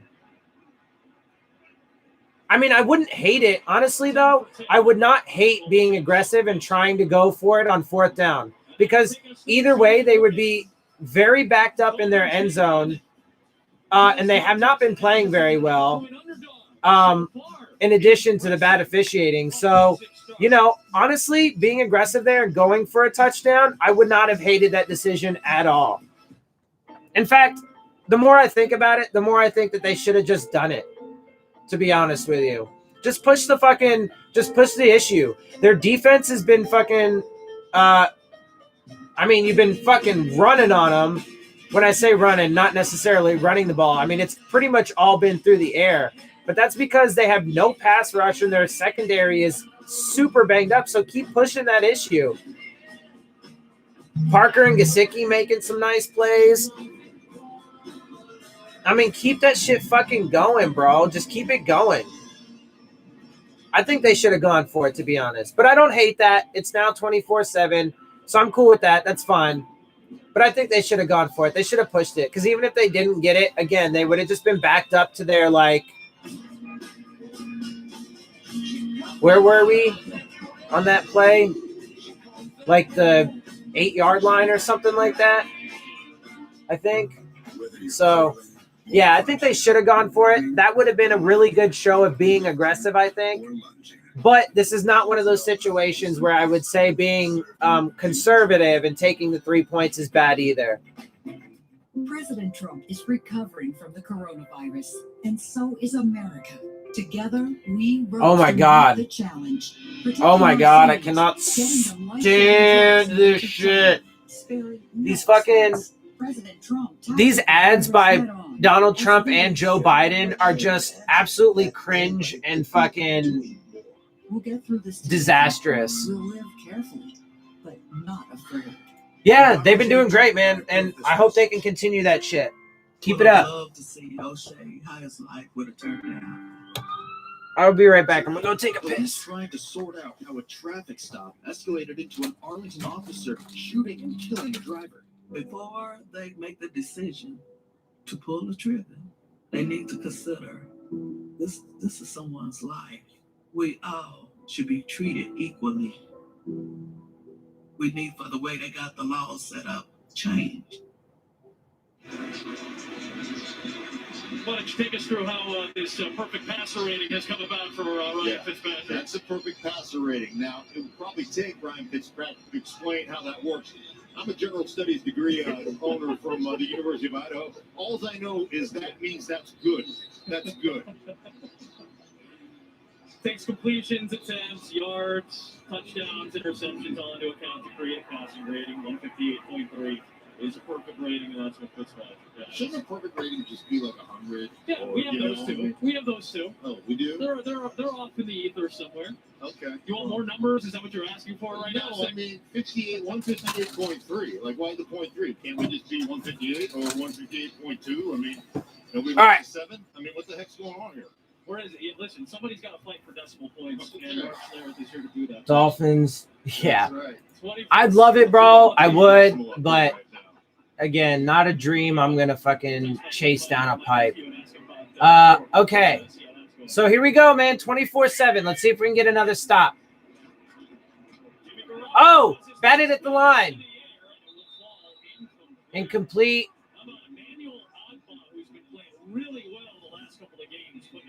Here we go. Right here, underneath, right here, push it back there. He made that 4th down stop as well. Yeah, fuck yeah. 4th and 1.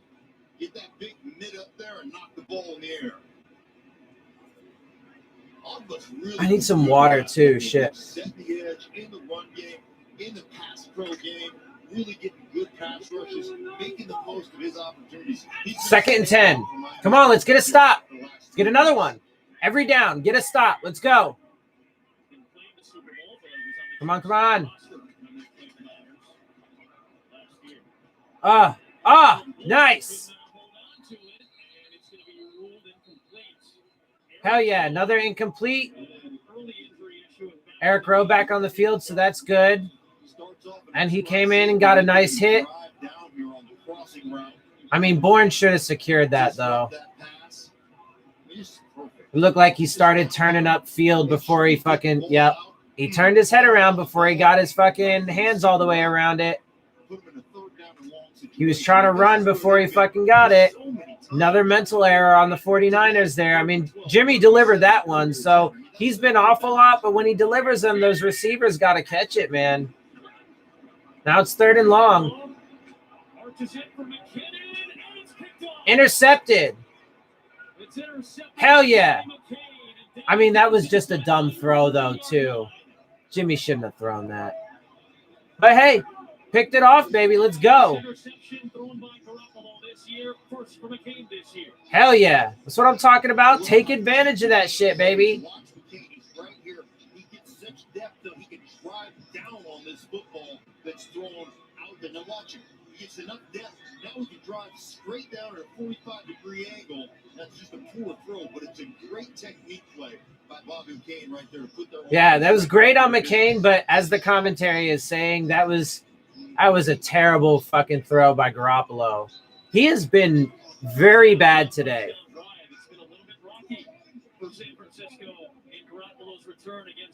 Yeah. He has been terrible today. 11 consecutive games for the Dolphins with a takeaway going back to last year. Let's see what we can do. Can we capitalize?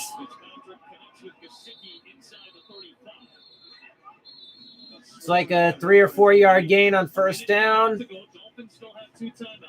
There's a minute and a half left to go in the half, and we get the ball after half.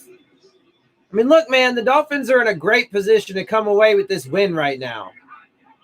I'm not gonna blow it up like it was fucking some super stellar performance, because there's a lot of other things that go into it, but they are fucking, look, I'm gonna take, even if the box score doesn't really explain the entire thing, 24/7 fucking destroying this team right now, I'll fucking take it. Let's go. Let's go. Let's keep this shit the fuck up.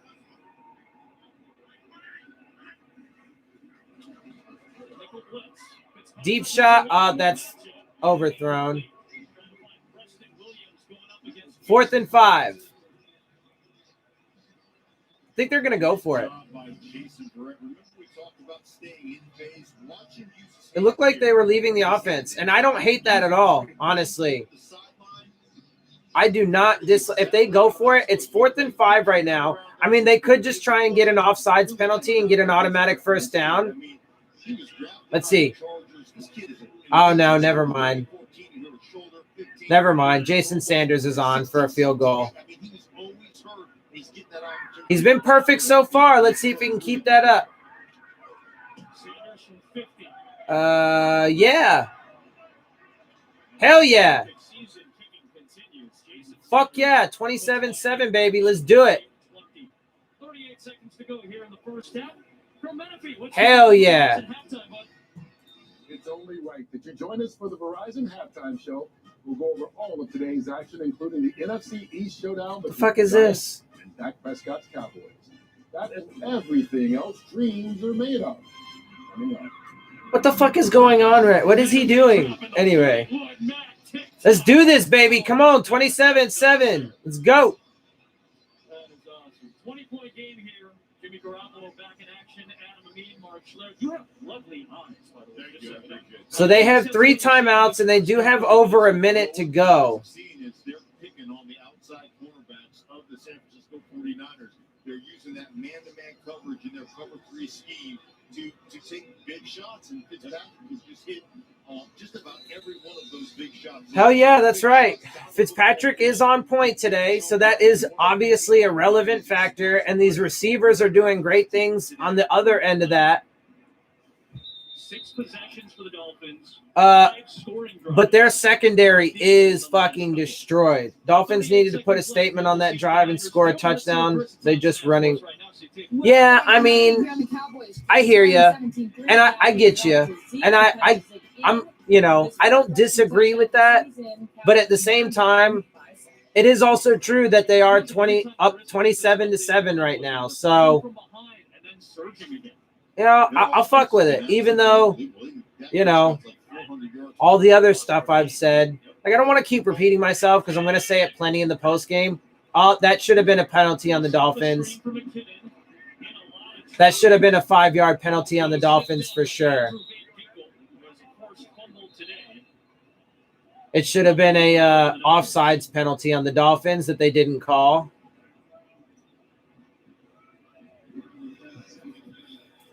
They have 29 seconds left. Oh, they had under a minute. 29 seconds left right now. San Francisco called a timeout. 2nd and 10. So far today, it hasn't been much of a rhythm for the San Francisco team because of Miami's defense. Yeah, Miami's defense is really going to be good. Yeah. Disrupting the pass protection, eliminating some of the calls, creating confusion, and then just beating guys with effort. That's what they've done all day in Garoppolo. Like, if I'm a coach here, I want to get in the halftime. I want to get in the locker room, make some adjustments. I don't want to keep putting my quarterback in harm's way. Come on, let's get a stop. Oh, almost intercepted again. I haven't seen a lot of George Kittle in this game, unable to corral that one cleanly. 3rd and 10. Over the middle of the football field, but I mean, look at Rowe come down here. He's just sitting down there, basically robbing those crossing routes, jumps in front, and creates an opportunity. This is why I said you want to get in the locker room, man. You want to. Yeah, the 49ers have been playing a really fucking sloppy game. And it's intercepted again. He just wobbly overthrow. Jesus, dude. I mean, there's 14 seconds left and we are inside the 20. I mean, we should at least be able to put up another fucking score. I mean, at least another fucking field goal. There's 14 seconds. I mean, they could kick the field goal right now. I mean, they have just been, wow, they are just playing like trash. We talked to him about what the ankle issue does to his throwing motion. It's his right ankle, so it's Good Lord. that really helps you drive the ball, and that's something Garoppolo just hasn't seemed to have today. Yeah, you always want to be moving forward in the pocket, hitching, moving forward. Yeah, he has not been right. This has just been holy shit. Look, man. I mean, I like it, and I'm gonna take it because it looks like we're gonna win this game. I mean, unless they have like a massive turnaround in the second half. Man, it looks like we're gonna come away with this fucking W, bro. But Jesus Christ, like,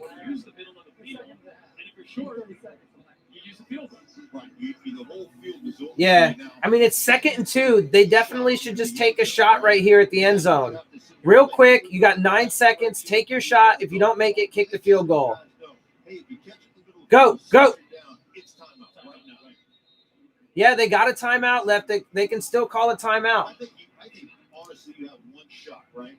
Take one shot at the end zone. Kick your field goal if you can't get it. Maybe the outside guy runs a post. The inside Come on. guy runs a fade, to give yourself some room. Maybe it's just a fade on the outside to Devontae Parker. So you can get Come on. out there and get another touchdown. But I'd like to see them go in the end zone with this. Yeah, fuck yeah. Come on. Take a shot to the end zone and then, oh. Now. Incomplete. Gary Hyder with some penetration and pressure that time. 3rd and 2.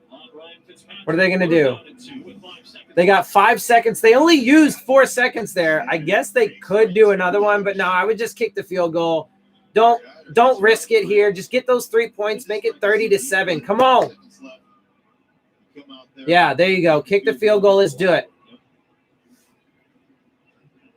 Sanders already good from 26 and 15. This will be from 29. A little dead skin on my lip.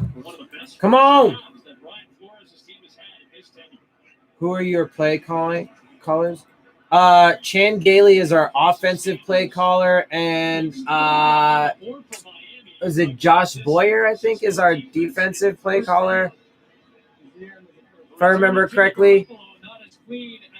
Jimmy's passer rating is 15. Yeah, he has been playing terrible. But he's been playing terrible. His receivers have been dropping a lot of passes. They've had some bad calls against them, and their defense is just decimated.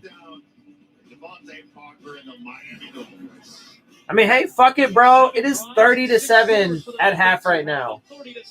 I'm going to take it. I mean, it really does not explain the quality of this Dolphins team, but I'm going to take it, bro. Why are they running 4 people on streaks on offense? This should be at least 38-7. I don't know, man. They're doing, I don't know, man. The land of $1 million opportunity. A place you've only seen in your dreams. Now let's bring it to life. Millionaires have already. I'm just going to just try and enjoy this in the moment because there's going to be, plenty of dissecting and reality hitting in the post-game analysis video. So I'm just going to try and enjoy this as much as I can here in the moment now that we're fucking halftime and it's 30-7. We all have our own journey ahead of us, our own hopes and dreams. Do you mean like throughout the whole game or like on that drive or on that play? I mean, they're running a lot of, deep routes, that's for sure. But, again, because last 3 drives, yeah. I mean, look, it's been working for the most part, right? Because, they don't have any fucking corners right now. And they don't have any fucking pass rush pretty much either. So, because success isn't just about where you want to get to. It's also about how you get there. So let's see what's up, man. 30-7, bro. Now, yeah, no, I feel you, bro. I'm not gonna Sitting on homeowners insurance with Geico. I'm not gonna like unnecessarily shit on them, right? Like, I mean, you know, they got a couple field goals the past 2 times. Okay, you know, whatever. You know, I would have been more aggressive on the previous field goal, the first field goal. I definitely would have been more aggressive there. You know, but I'm not gonna like needlessly shit on them for that. You know, because we're winning 30-7. So that seems a little gratuitous, but and like I said, there's going to be definitely plenty to talk about and use as evidence as to why the Dolphins are not as great as it seems. So I'm not going to shit on them unnecessarily for that. They're doing what they think is, I guess, you know, best in this situation, and I don't hate on it. Yeah, I definitely don't hate on it. The conservative in this context, right? It also depends on the context of the situation. So, you know, I'm fine with what they've been doing. I honestly really like the aggressiveness overall on offense and to attack that really super beat up 49ers defense. Yeah. So I like that. I mean, they have had a lot of issue with play calling in general, but today I'm really liking the aggressive play calling against a super beat up fucking defense. I can fuck with that. The Falcons still winless. Falcons are 0-5, but Carolina goes 23-16, and the victory takes us up to the 3-2. All right, Rams at the football team. Washington football team. Kyle Allen, quarterback, in with a helmet-to-helmet, leads the game. Alex Smith. Kyle Allen got hurt for the Skins. Alex Smith came in. Well, 6 sacks by the Rams on Smith on the day. The victory, though, was that Smith came back and was able to play after a horrific injury. Courageous move, outstanding by him. I couldn't have done it. Jared Goff throwing there to Henderson on a quick slant, 11-yarder. All Rams 30-10 on top of Washington football team. Cardinals at the Jets. Kyler Murray. Lay it up. Pull it down.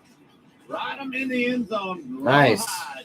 DeAndre Hopkins, 37-yard reception. DeAndre Hopkins came in. What? Like that. I'll do it again. 30-10 Arizona. Raiders, Derek Carr. Fourth quarter, hand that ball off to Josh Jacobs. Raiders in Kansas City. Howie's awfully happy. 40-32. Raiders beat the Chiefs. 40-32. Nice. Raiders got that win. NFL Player of the Year champion. Open up to the left. Reverse to the right. Looking in the end zone. Marquise Brown. 2-yard hookup. 27-3. All Ravens all over Cincinnati. Joe Burrow, the quarterback for the Cincinnati Bengals, took a beating on the day. Romeo Crennel, the interim head coach of the Houston Texans, now the oldest head coach in the NFL at 7. Yeah, what? Texans came in and got a win, right? After they finally fired Bill O'Brien and his garbage ass. The Texans get their first win, 30-14 on top. That's fucking right. It's about, dude, I've been telling people for like years now that Bill O'Brien is the fucking problem with the Texans.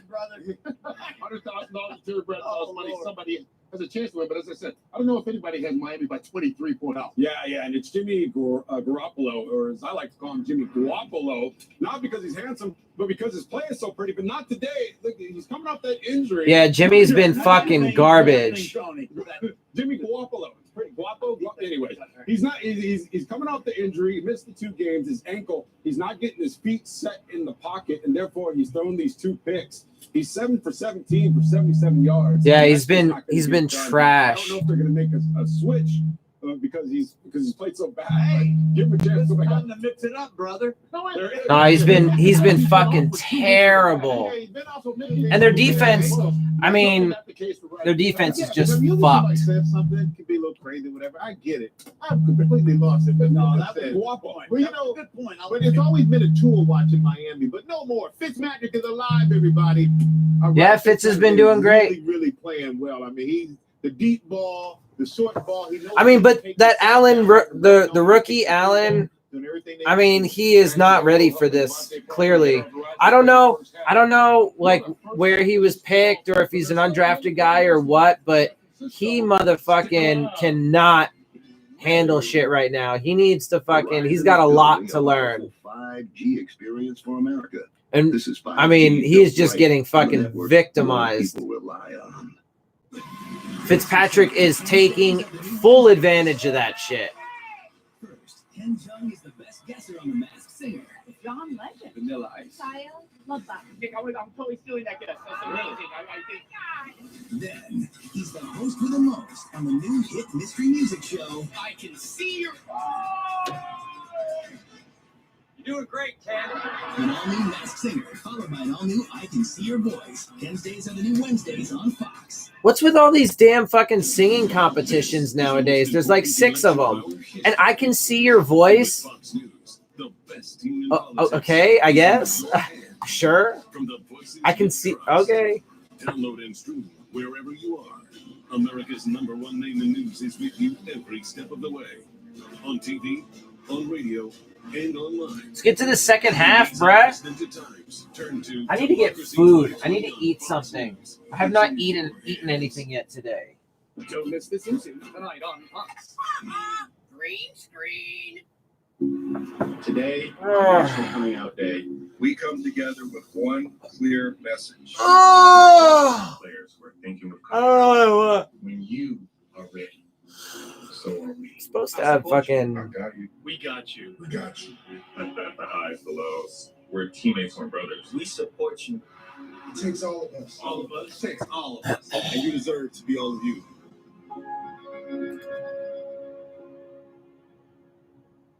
All right, I just want to see them fucking. I want to see them keep this shit up in the second half. I do not want to see any kind of like, falling apart. Don't take your foot off the fucking gas, man. Continue to be aggressive. Don't be like, don't pussyfoot around. Don't start like, being unnecessarily conservative and fucking just because you got a big lead right now. Like keep playing the same football that's been winning you this game. And that's been playing aggressive, right? Taking shots downfield. So fucking do that. Because they've shown that they can't cover for fuck. Missing all of their fucking corners, not having any pass rush. Their defense is fucking hurting right now. So let's fucking continue to take it to them. It's the way to do it, man. Download the app. Try it for free. Oh, shit. She wanted a roommate who could help with the cooking, but she wanted someone who loves cats. So we got Chris Waldo. Dinner's almost ready. The one thing we could both agree on was getting Geico to help with our renter's insurance. Yeah, switching and saving was really easy. Pick it all up. Good. Could use a little salt. Visit Geico.com and see how easy saving on renter's insurance can be. I'll be right back. I'm going to get some water at least and try and find something to eat. Out on hopes and dreams. And along the way, we'll pass many milestones, each one more inspiring than the last. These are the moments that define you. These are the moments that drive you to achieve even more, to reach even higher, then do it all over again. So pause. Take a moment of reflection and celebrate every single one. Because success isn't just about where you want to get to. It's also about how you get there.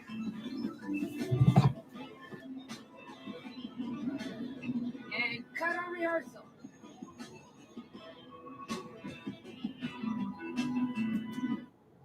You are watching NFL Sunday Ticket. Wife Tina, noticing the bruises, encouraging me to go get screened. It takes a loving mother who never missed a cancer treatment.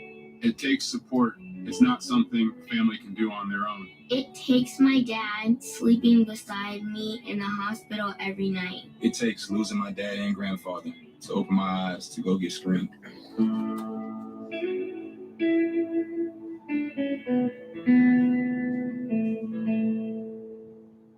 This broadcast is copyrighted by NFL Productions for the private use of our audience. Any other use of this broadcast or any pictures, descriptions, or accounts of the game without the consent of NFL Productions is prohibited.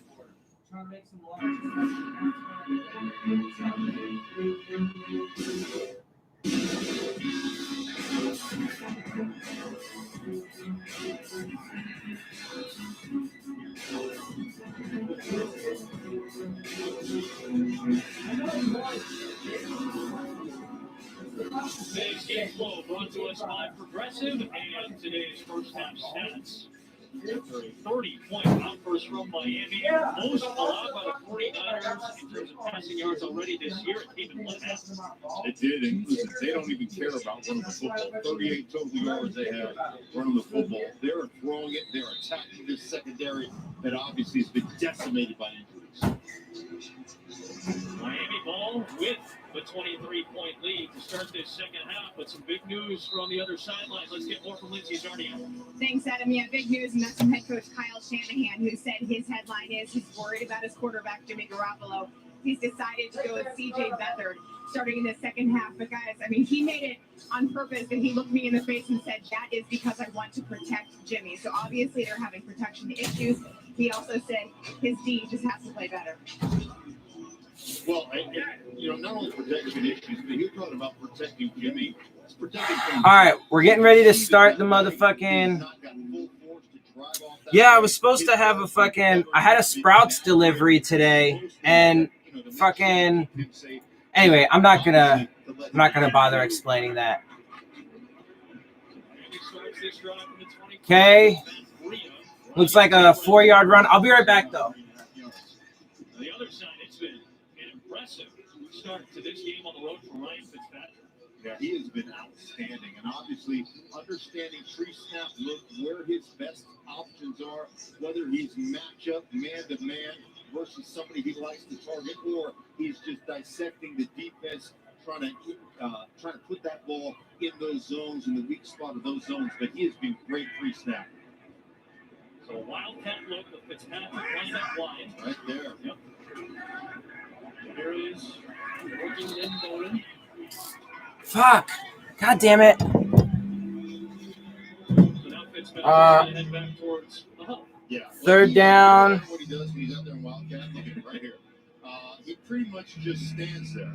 You know what? That's called conserving energy. That's he's 37 years old, right? That's the executive workout. That's like when I go to the gym, I just sit on the 3rd and 3. and actually read Twitter. So Fuck, I gotta fucking. doing out there. 15 benches, 15 curls. I start to bead. I'm out of it.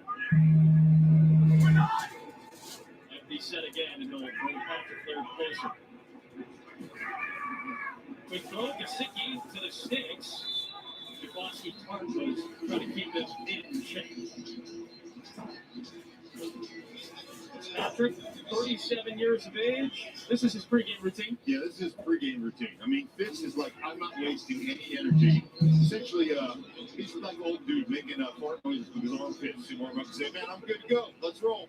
I'm good. I'm out of here. But that was it. Everybody else in the league does all kinds of jumping around and arm swings and everything. Fitz comes out, throws a couple of 8-yard passes, and goes, I'm going back in now. Have a cup of coffee.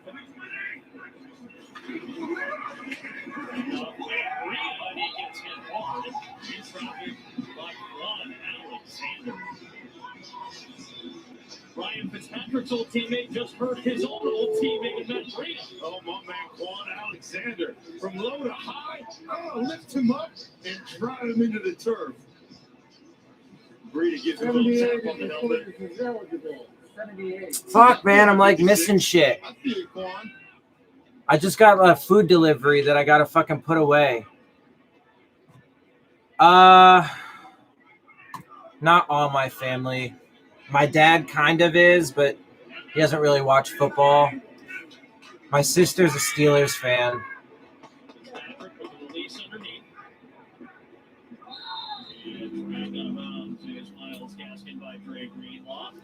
It's gonna be like 3rd and 2. All right, I'll be right back. Third down and short. That's when we talk about attacking attacking kind of defensive attack coverage right there. Hey, listen, put somebody in conflict. You're a curl flat defender, the underneath defender. Put them in conflict, run some deep routes to clear people, and then dump it to my running back, put myself in a third down and manageable. That's Fitz attacking the coverage that they're playing.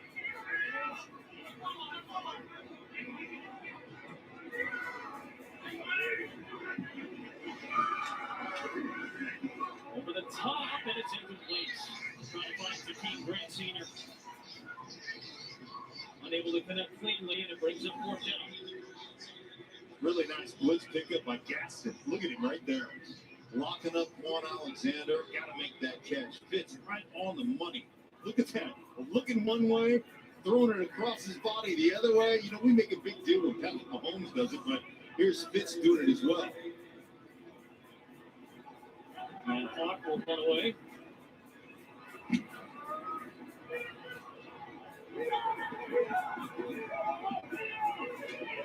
It'll be down by Calvin Munson.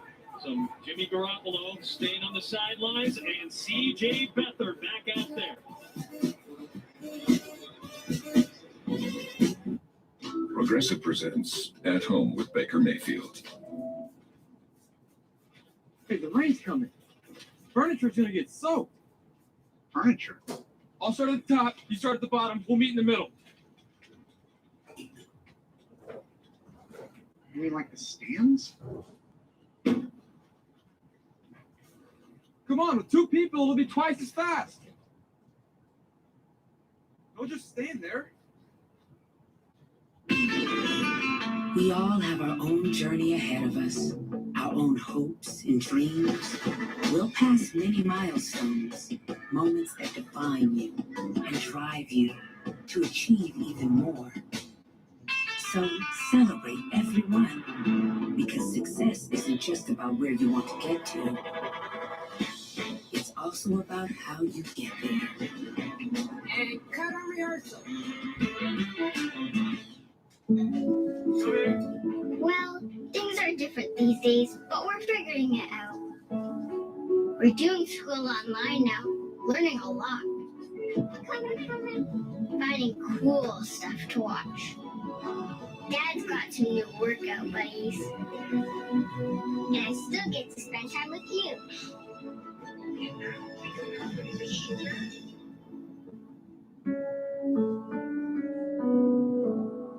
This right here is the papadilla, which, if I'm not mistaken, is Latin for better than a sandwich. Even has a better pickle. Papadilla for just $6. Better ingredients, better pizza, better than a sandwich. Papa John's. Why do I show up day in and day out? Because I am a football player. Watcher. That's made for football. Watch it. The Big Ten is back. The new season starts October 24th on Fox and FS1. Today's game is sponsored by Progressive Insurance. Same when you bundle auto, home, and motorcycle insurance.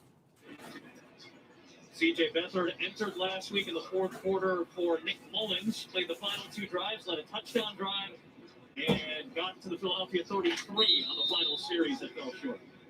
He is in there now for Kyle Shanahan at quarterback to start the second half for San Francisco.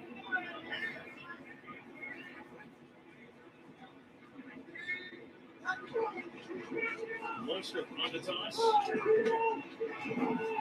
Howard runs it for about 9 yards. 3 sacks against Jimmy Garoppolo, and a little inefficient in his return. Yeah, he really struggled. Obviously, the pressure got to him early. And the thing about playing with an ankle sprain is you feel pretty good walking around. If you twist it just ever so slightly, maybe you put your foot on the ground, and sometimes it just feels like your leg is broken. So obviously, didn't get the mustard behind the football that he wanted. Couldn't stay behind the football and drive the football, and therefore why he's on the bench the second half. Back to Juszczyk, and they'll pick up the first down. His first 49er rushing touchdown in the first half are the only points for the Niners. Garoppolo, a really rough second quarter where both of those interceptions came. Now Beathard has to climb in. This is the 15th career appearance for C.J. Beathard. Remember, he started 10 games over 2 years for this 49ers bunch. His college teammate George Kittle in motion. And an underthrown ball for Deebo Samuel. That'll bring up second down.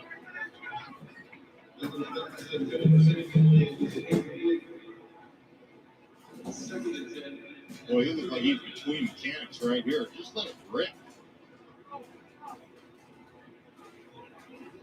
Obviously upset with himself right there, but I like the way they started this drive, right? Run the football, get yourself the first down, keep on grinding. Second down and 10 for them is a situation. Well, they will run the football, try to get themselves into third and management. Miami shows pressure. Beathard off the back foot, lofting it up there for Ayuk, and incomplete. Good coverage by Byron Jones against Brandon Ayuk there. Yeah, really nice job because they get in a stack formation right here with these two wide receivers. So they're trying to basically pick guys into man coverage, and look right there. Beautifully done by Jones on the outside. Got to give, as a quarterback, though, you have to give your wide receiver an opportunity to make a play. Even if, even if you're well covered, give him an opportunity. That throw was Aaron, no opportunity to catch that. Blitz off the edge. And Beathard's going to get wrapped up. Kanu Hill will finish it off, but it was pressure off the edge first. Flag is thrown on the play as well, back near midfield.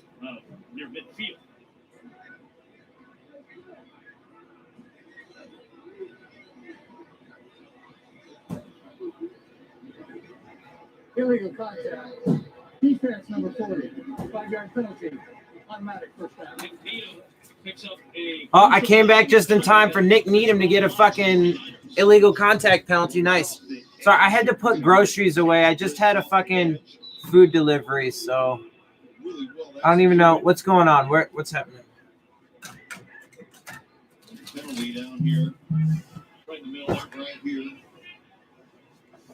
Yeah, I mean, they should have called him on one earlier, too, but they got him there. That was definitely a penalty.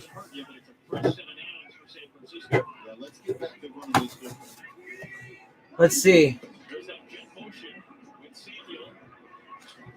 That didn't go for very much. Still 30-7. Cowboys down by 3. Okay. Then he handed off to Zeke, who flips it to Cedric Wilson, who finds none other than Dak Prescott for an 11-yard touchdown. Cowboys lead 24-20. All right, and they're on the move. 2nd and 8. They're near midfield. Wilson. That's something he would have pulled out of Boise State.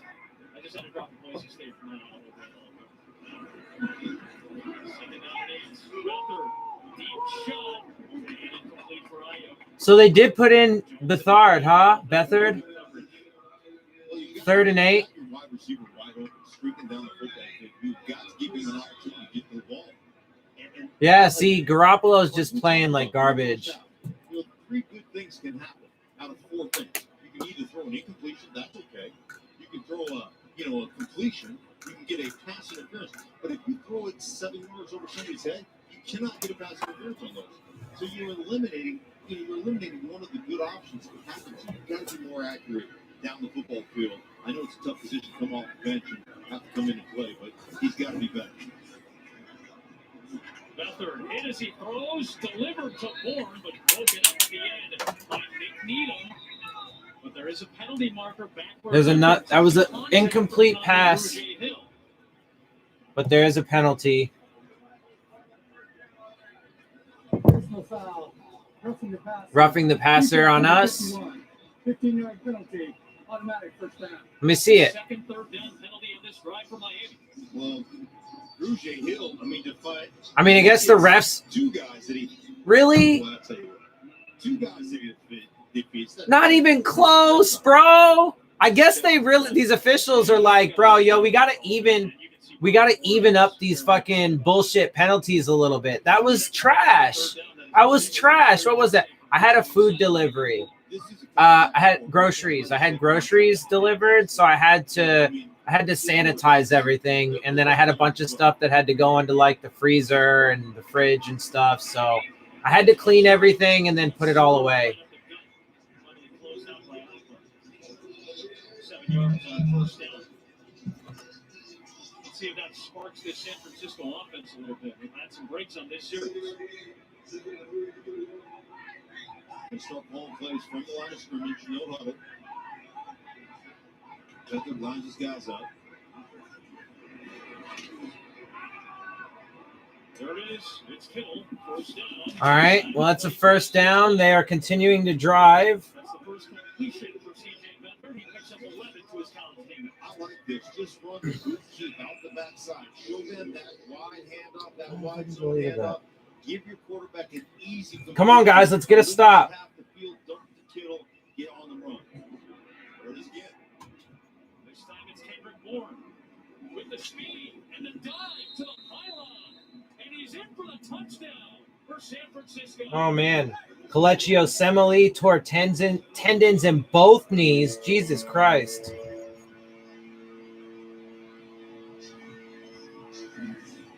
So it's a fake 19. They're going to fake that way. And here he comes, the little slide by Kendrick Bourne. I'm sorry. I'm just trying to get rid of a bunch of fucking... I have not been paying attention to my phone like at all, but that is a mistake because I got so many fucking things to get rid of. His first touchdown of the season. And C.J. Beathard, after Oh, wait, what? They just scored? What the fuck? What happened? That's what I get for looking at my phone now.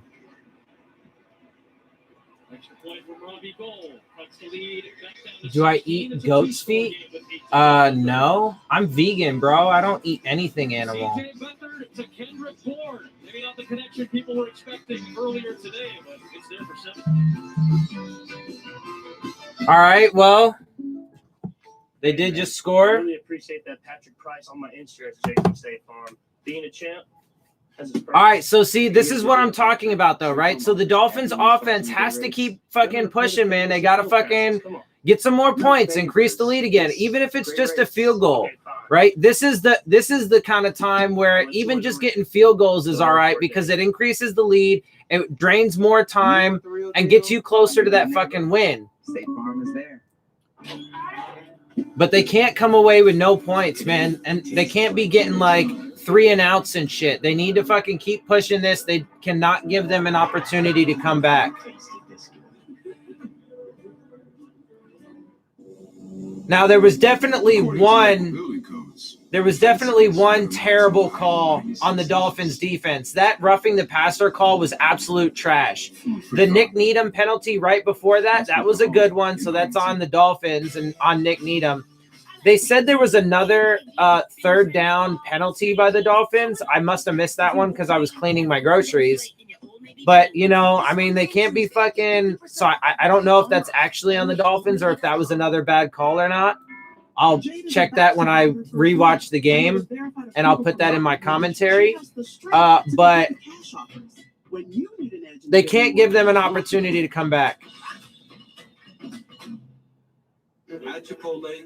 So that offense needs to keep taking advantage of this 49ers defense that is massively depleted and fucking when you take that first bite, it's lips. get something, even if it's just a field goal. Yeah, I rewatch games. I mean, like, I don't rewatch every game. I definitely rewatch the Dolphins games for sure because, you know, I got to do my analysis videos. And so, like, I rewatch the game to make sure I remember everything I want to say and make sure I don't miss anything, make sure to double check things. Like, you know, if I'm going to bitch about a bad call, I'm going to make sure that I rewatch the replay, and I'm going to rewatch the play over and over again, or however many times I need to make sure that I got my evaluation right. So I definitely rewatch Dolphins games, and sometimes I'll rewatch other games too, especially if it's an opponent of ours and I want to get a scouting report, particularly in that case. Miami comes out to the 25. All right, so it's going to come out to the 25. It's 30-14, so Miami, you can feel the energy, but Brian Flores knows that they've got to be careful. He said the goal now is to finish. He said we wanted explosive plays, check. We wanted consistency and better communication on defense. We're getting it. Okay, but don't let up the gas, though. Been able to do for 3 games, and that's finish it off, guys. Yeah, finish it. That means keep playing the same fucking, like, don't be getting no 3 and outs and shit. You got to waste some clock. There's still 8 minutes in the third quarter. The bottom line is you can't afford those penalties. They're down by 16 points. That's 2 scores. So there is still plenty of time for a solid 49ers offense overall and generally. Picks up about 6 on first down. That's just his second touch of the season. He had a ground last week against Seattle. This one for 6. Yeah, he's one of them guys. You know, he's a fullback. Second and 4. Right, he's not like use check. He's more got like the muscle in his forehead, right? Just puts that stuff on people, hits people. I don't know that he should have said that, but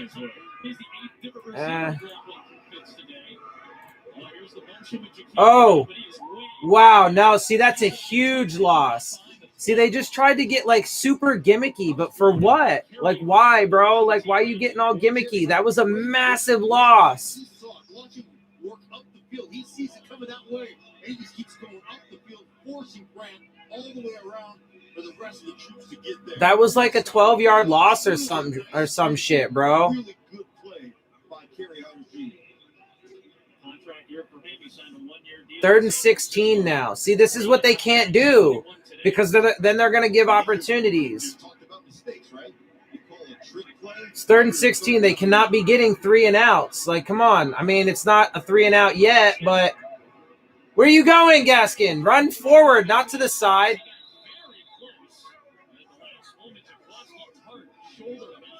He's short by a yard, half a yard.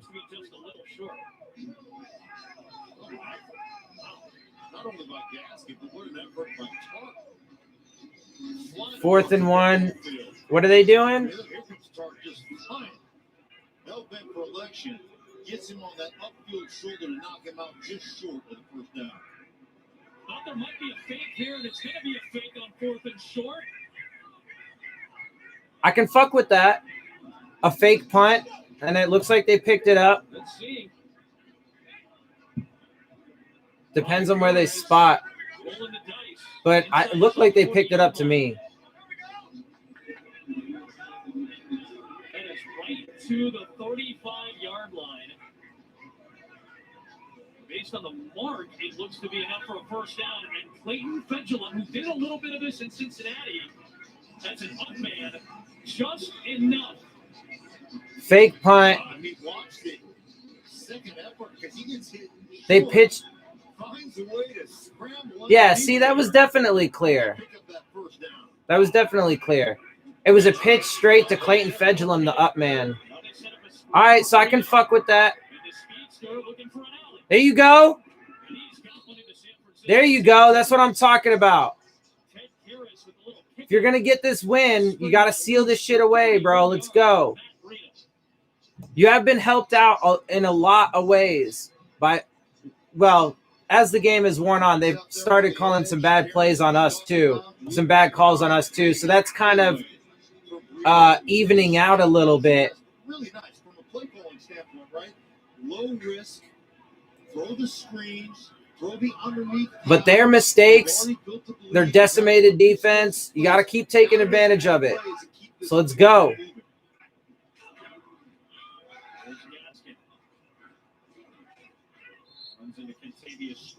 In there for DJ Jones. I mean, it looks like Over 300 yards passing for Ryan Fitzpatrick. Let's see. I mean, we still got five minutes left to go in the third, 2nd and 8. I mean, it's going to be hard for the Niners to come back at this point, especially because they haven't been playing very well and whatnot. 68-year-old Chan Gailey, 37-year-old Ryan Fitzpatrick trying to get it done. Definitely don't let up. Keep fucking pushing. Try and put more points on the board, even if it's just a field goal. What they like, what they can execute, they're doing today. Ooh. Fitzpatrick hit as he throws. Yeah. Hell yeah. That's what I'm talking about.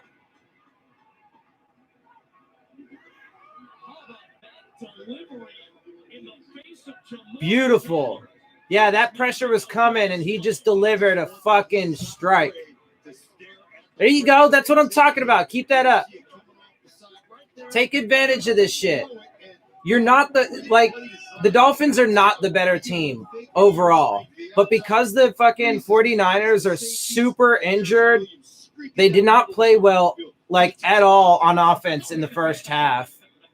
And in the first half, they were victimized by some bad officiating, the Niners. That has definitely evened out. So that's, as far as a factor goes, it looks like the officiating is just going to be a wash. There was just terrible or officiating in the game, period. But it kind of evened out. So that's less of a factor now that the game is worn on. But this is what they got to do, man. They got to keep fucking pushing. They got to fucking take advantage of that beat up fucking defense and the fucking mistakes that they were making on offense and so on and so forth. This is the way to fucking take advantage of that shit. Okay, so I'm a magnificent mile from I thought I was managing my moderate to severe Crohn's disease. So I know people have a hard time understanding that there can be certain things can coexist at the same time while certain other things cannot, right? So for example, it can be simultaneously true that the Dolphins played a really good game today, but they're also not as good as what it seems because of all these other different factors that go into the evaluation, right? So again, they played great against the Jags. They're playing fucking great today. However, there are also other factors that are super relevant and super important that, when taken into consideration, show that the Dolphins are not as good as what it would seem just based off of the box score and even some of the stats, right? So you have to take that into consideration. But it's definitely something to build off of for sure. And I mean, look, Devontae Parker, he was worrying me with his hamstring, but he's looking like he's coming back and fucking, getting involved. He's still not dominating on the level that I want to see him dominate. But, with him and Preston Williams and Jakeem Grant does some things every now and again. Gesicki's, having some good games. The running backs are doing solid, and the fucking offensive line is doing better than what I would have expected. So there's some stuff to build on there. Also, it looks like, just quick side note, I was thinking they would probably put in Julian Davenport at left tackle, but it looks like they moved Jesse Davis to left tackle and Robert Hunt at right tackle. And they've done solid. Again, to be fair and to keep it in full context, the 49ers have no pass rush with all of their top pass rushers being out. So that is relevant. But the offensive line, and that's kind of been a big story, throughout the season, of the offensive line having to play against defenses that are, not at full strength, but they have performed better than what I would have expected. And so that's something to build off of.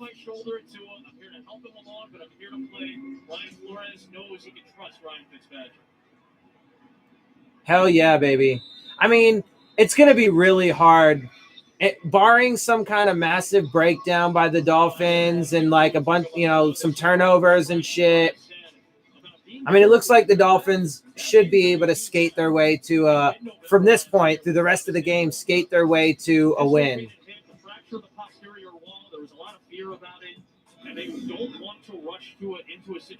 Yeah, good. And I like that. For as much as I dislike Brian Flores, that is something I 100% agree with him on. Right? And because I told you, I don't think Tua should play at all this year. So keep him on the sideline. And I totally agree with that. 100%. Because like I said, facts are what matter, bro. Facts are what matter. Logic and reason is what matters. So, the fact that he is not only is he saying that that's what he believes in, but he's proving it by not putting Tua on the field. And I love that. That's great because I think that's the smart choice. So he gets credit when he deserves it, even if I don't like him, even though I think he's a sellout as a human being. And I don't think he's even all that great of a coach, to be frank, in large part because he was also a sellout in the tanking philosophy.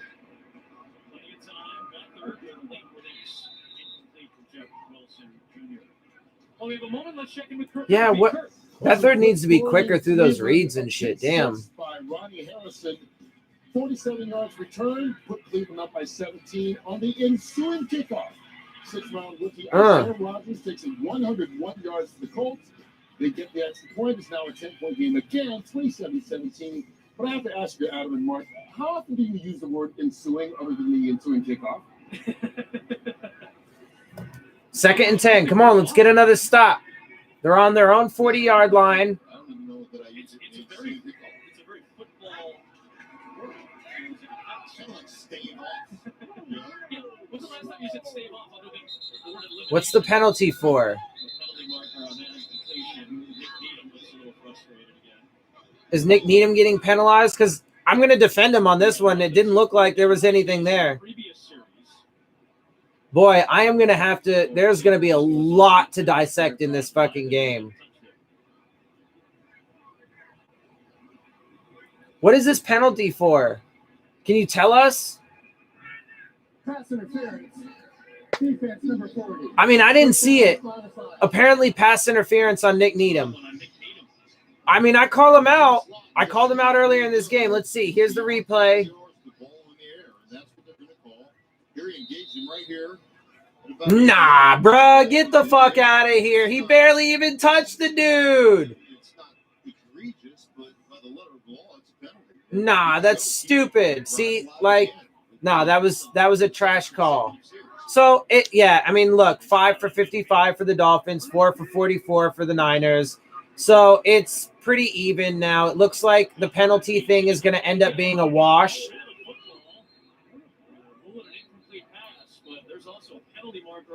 Incomplete pass ends up being, and there's another flag, which looks like it's going to be on us again.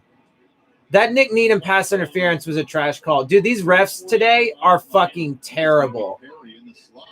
So that's going to be like a wash. My favorite NBA team is the Lakers. Although I don't really watch any other sport. Another fucking penalty on us. Holding penalty. I mean, again, though, like, really?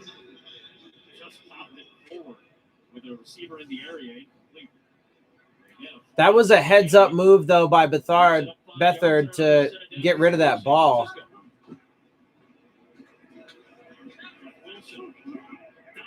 Now, the officiating has been total fucking trash today for both teams. I mean, they've just been calling absolute garbage for the vast majority of this game. And as far as a factor in the determination of the game, it's turning out to be a bit of a wash. Although it is also fair to say that it did affect the 49ers more simply because it affected them earlier and they got into such a large hole. So that is fair to say, but overall the officiating ends up being a wash. Overall.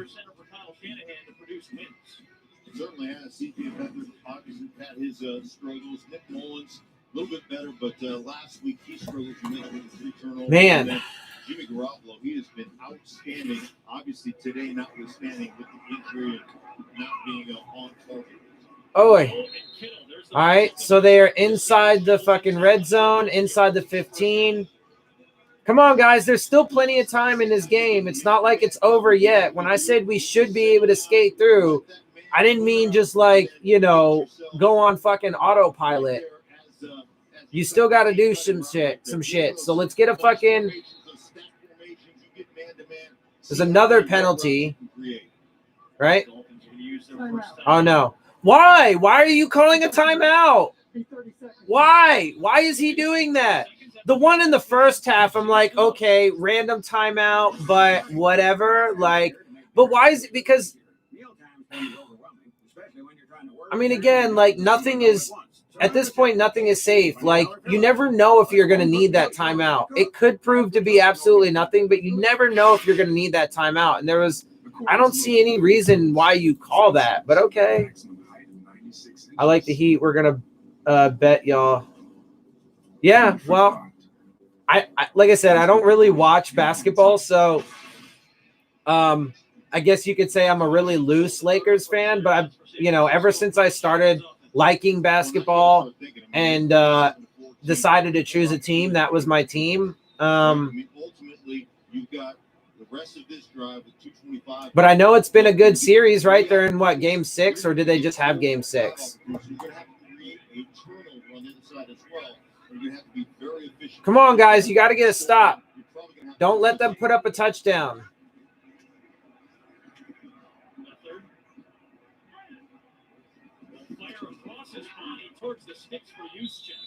Incomplete. 2nd and 10. There's 2:18 left in the third, and they still have all their timeouts. I know we're in the third quarter.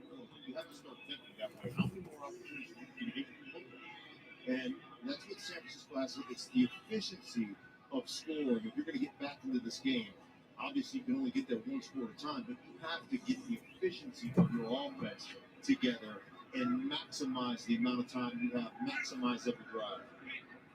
Yeah. Commentary is just mentioning about how they got to get their offense together and maximize every drive. That's why I said but that's actually part of why I was saying that. Nice. Hell yeah. Baker came straight up on a blitz and got a big sack. But that's why I was saying, like, the officiating does kind of hurt the 49ers worse because it put them in a hole early. And so now they're having to scramble. They're having to really fucking, So there is that. Game 6 tonight. Yeah. Heat down 3-2.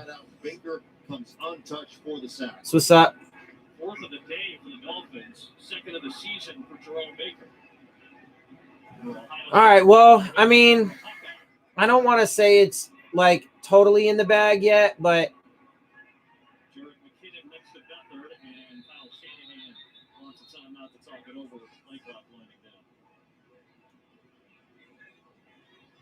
I mean, it looked like the play clock ran out before they got the timeout, but apparently not. I couldn't see the sideline, so I don't know if he actually called it, but the officials said so. Not that I trust the officials in this fucking game. They have been just trash. Both got a chance to split reps during practice this week for the potential number 2 spot. This was the line for him last week, the 2 picks and the fumble. A lot of those in crucial portions of the field. Yeah, he just missed some throws that were wide open, explosive throws. He missed So in the game that probably would have been, 60, 70-yard completion, maybe a touchdown. So there were a few of those things that were just uncharacteristic of Nick Mullins, why they made the move to C.J. Beathard. But all day long, they have really struggled with this Miami front. They've really struggled diagnosing what they're in and how to protect it. And they've done a bad job making sure they really turn one free. That's going to be the outside guy. Give the quarterback a little bit of life, a little bit of time to move around and step up in the pocket and avoid that rush. And I tell you, at least 4 or 5 times they have made those mental mistakes in protection. yeah, the commentary was just talking about all the mental mistakes that they've made in their protections and so on.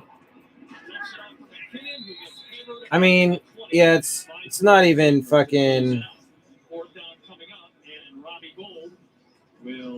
The Dolphins have played really good football. The 49ers have played like trash. The officiating has been terrible. Overall, it's affected both teams. The 49ers slightly more just because it put them into a fucking hole early. And the motherfucking 49ers defense is just as decimated as they could possibly be. They almost don't even have a defense. Near the final minute of the third. Miami's defense, it was described to us as bend but don't break. Well, so far they're doing some breaking through the offensive line for 4 sets.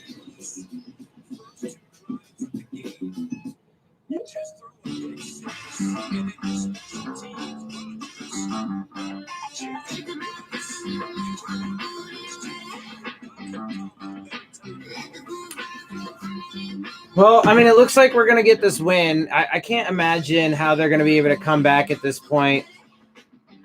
They get a field goal, but they're still down 20 points. I mean, that's like 3 touchdowns. And they've just been playing like garbage. So, I mean, actually, I'm going to go put some food in. I never got to actually put food in real quick. We wanted to give you a burger that is designed to be delivered. And I'm thinking we're going to be able to fucking... Oh my. The new Domino's cheeseburger. As spectators of this game, it looks like we should be able to relatively comfortable coast through the rest of this game and get this fucking W. So, fuck yeah. Let's get it. I'm going to go grab some food. That's how you do it. USAA Insurance is made just the way Martin's family needs it. With hassle-free claims, he got paid before his neighbor even got started. Because doing right by our members, that's what's right. USAA. What you're made of, we're made for. With Starbucks Rewards, now any order can be rewarding when you use the app. No matter how you pay, you'll be closer to earning rewards and getting more of your favorites for free. More ways to pay, more ways to get rewarded. Starbucks Rewards. Hulu has live sports. Really? But we can't shoot commercials right now. So Hulu put our faces on some other guys' bodies. Take from me, deepfake Saquon Barkley. And me, Baker Mayfield's face on not Baker Mayfield's body. Hulu has live sports. And next Sunday's Fox Super 6, play for free to win $1 million of Terry's money. You said $1 million of my money. I did. Did he say $1 million? Today's game is sponsored by Microsoft Teams, the official collaboration platform of the NFL. Ryan Fitzpatrick continues a very efficient day. He'll have an opportunity to get the ball back with a 20-point advantage late third quarter.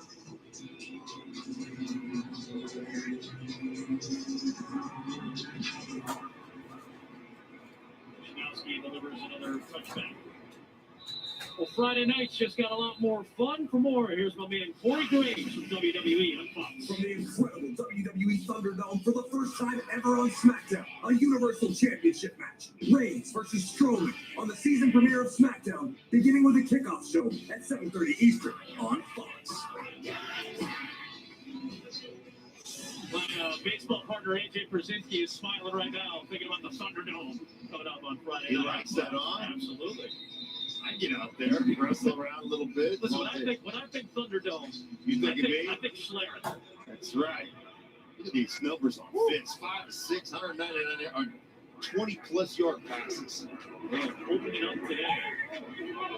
Miles Gaskin with a few yards on first down. That's you know what they call that? That's coming off the top rope. Oh, well when you done. go 5 to 6. Well done, on sir. the 20-plus yard. And Fitz told us this. I mean, he sat down on me and said, hey, man, we've got to have more explosive plays. We've got to create more explosive plays. And that's what they did right there in that first half, especially. Now, it's not about the explosive plays. You know what it is about now?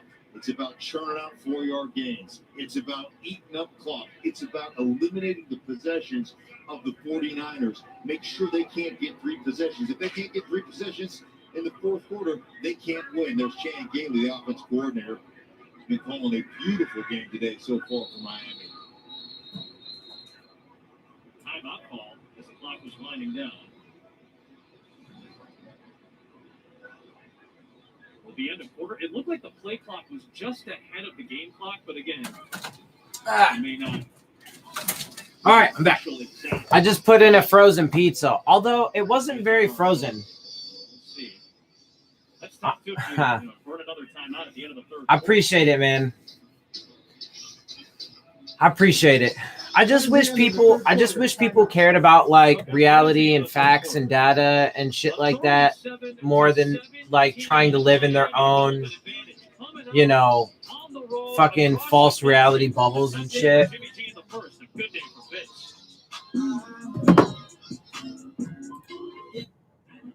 Ever since I took a sip of my drink from Taco Bell and won the all-new Xbox Series X, unimaginable power is at my fingertips. It might be too much for some. It turns out I was made for this. Calvin, why do you keep talking like that? Like what? Get a medium or large drink from Taco Bell, and you too can enter for a chance to win the all-new Xbox Series X. No, I don't.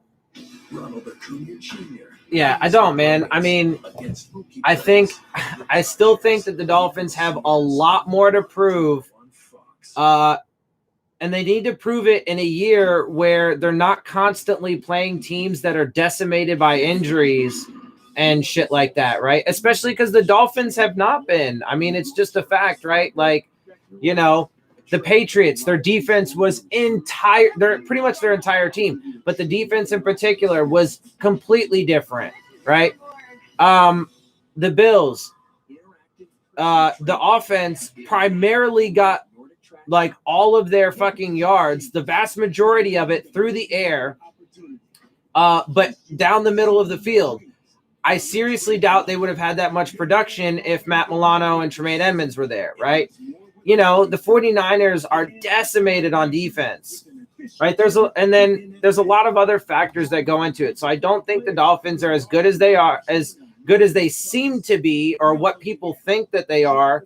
And I think that they still have at least a few more years before they're going to be able to really get to the playoffs, and certainly are several years away from consistently proving that they can be a competitor, can get to the playoffs, and so on and so forth. I think that they're still many years away from getting a Super Bowl. And they just have a lot to prove.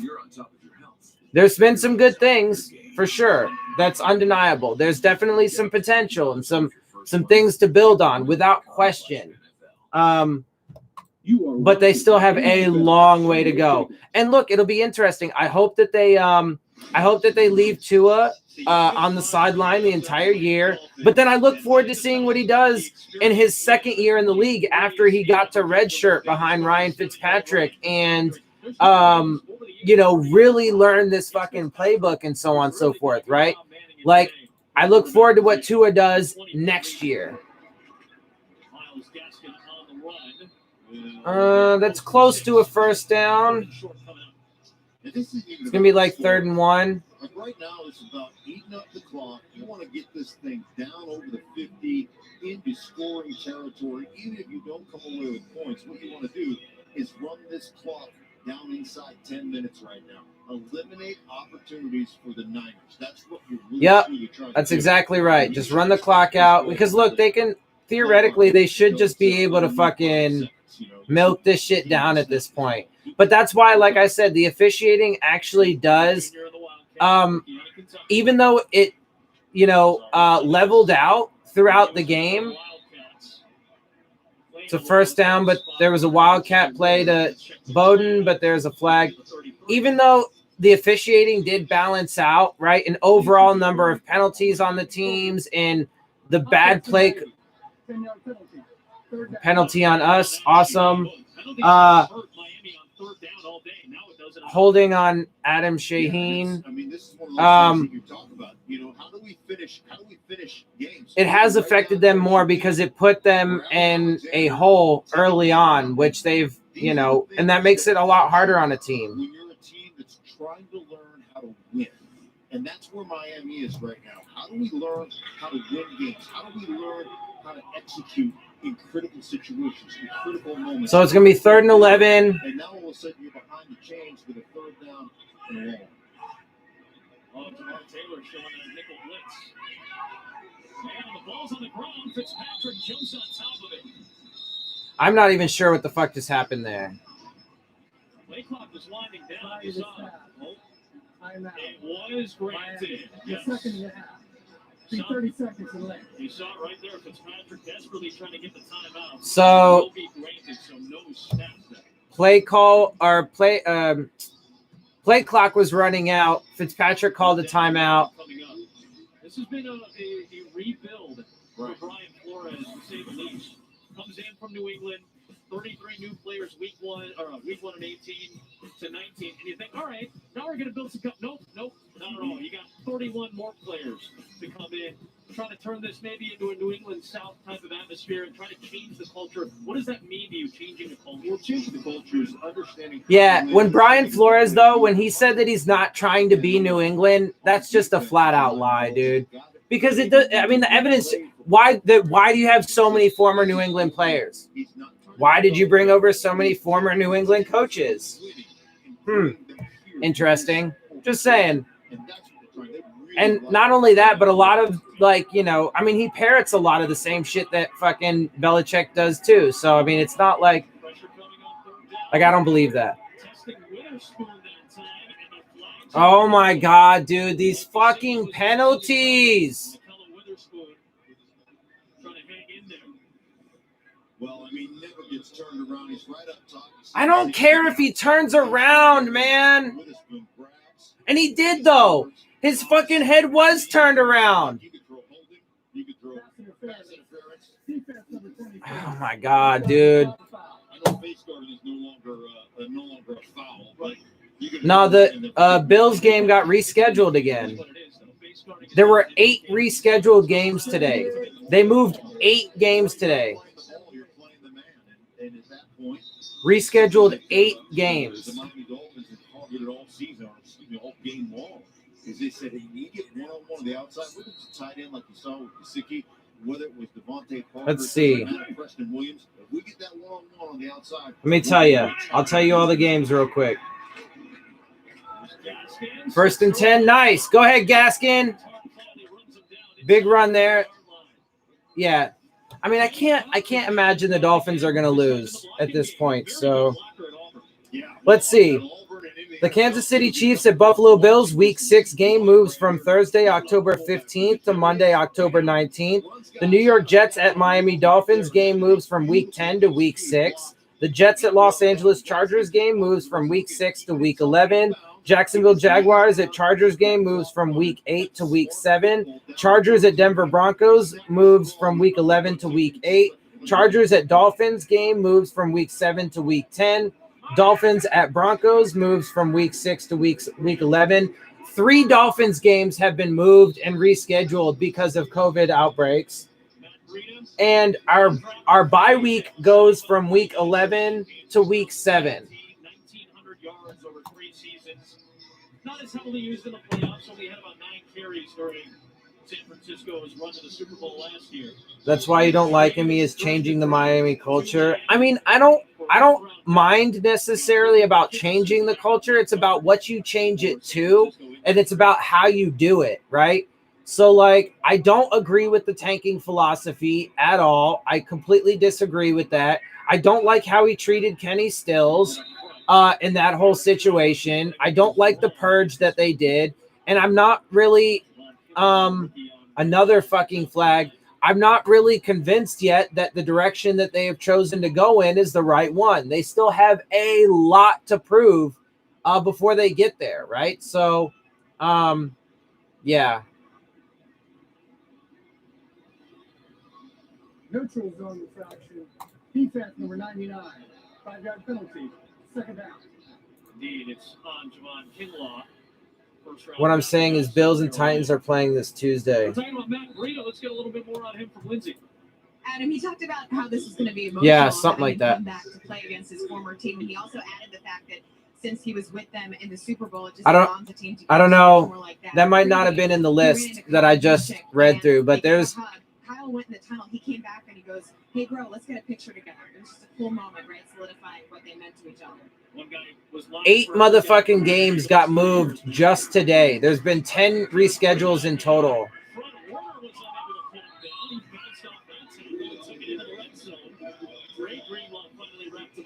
Good run by Breida. Yeah, I mean, the Niners can't possibly win at this point. He will run between the happen. He's super fast, but you see bouncing off of Fred. Fred Warner going, come on, man. And this is exactly what the Miami Dolphins I mean, look, wanted to do. the Dolphins played a great game. They took advantage of the decimated defense and the mistakes that they made on offense, and they took advantage of the bad officiating that happened early, right? That obviously evened out throughout the game, but it affected the Niners early, which put them into a pretty substantial hole and has been a factor in this game, right? So the Dolphins have done a wonderful job, but all those other factors are relevant factors into how this game played out. The clock moving. Now we're going to, we're 10 minutes and 30 seconds left here in the And while it says great things about the Dolphins and there's a lot of wonderful things to build on and build off of, they still have a long way to go. Oh, Prescott is been carted off the field. So another major injury. Shocker. I can't, dude, I'm telling you, the season's not going to survive, bro. The injuries, COVID, dude, the season can't fucking survive. I don't, there's no way in my head that it logically, and this is what I was talking about, and this is an example of things that cannot coexist together. Not logically. Having a full football season with the way this pandemic is not just hitting the country, but the NFL with the injuries. I mean, it's just, I can't imagine, bro. I really can't. That's what you're supposed to do, man. That's what the back did, right? Take it off. Take it off your quarterback. Because it makes no logical sense whatsoever. All right, looks like Dolphins are probably going to kick a field goal. Oh, yep, I just got an alert. Dak Prescott with gruesome right leg injury. I'm telling you, bro, this fucking season, we're in week 5, dude. It's week 5. Do you know how many weeks are still left in the season? 12. 12, dude. And the Dolphins are lucky. The Dolphins are really lucky that they have not yet experienced, and hopefully they don't, but have not yet experienced the level of injuries that the entire rest of the league has experienced. Was that good? Yeah, I guess so. Sanders is perfect on the season. And I think he's kicked 3 field goals, right? So that puts him at 12 field goals on the season, and he's perfect still. There's still a few things Americans can agree on. Important. Telling you, bro, hard work. the season is doomed to failure. Re-electrified the Mustang and engineered it to get from 0 to 60 in under 4 seconds. Put a hybrid engine in the all-new F-150 that works as hard as it does smart.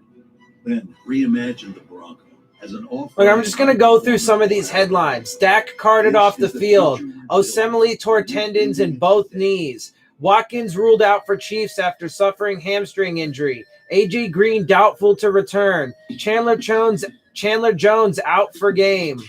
Deontay Johnson questionable. LaMarcus Joyner exits game. Like, bruh. And that's all shit from today. Like, bruh. I'm telling you, man. I'm telling you.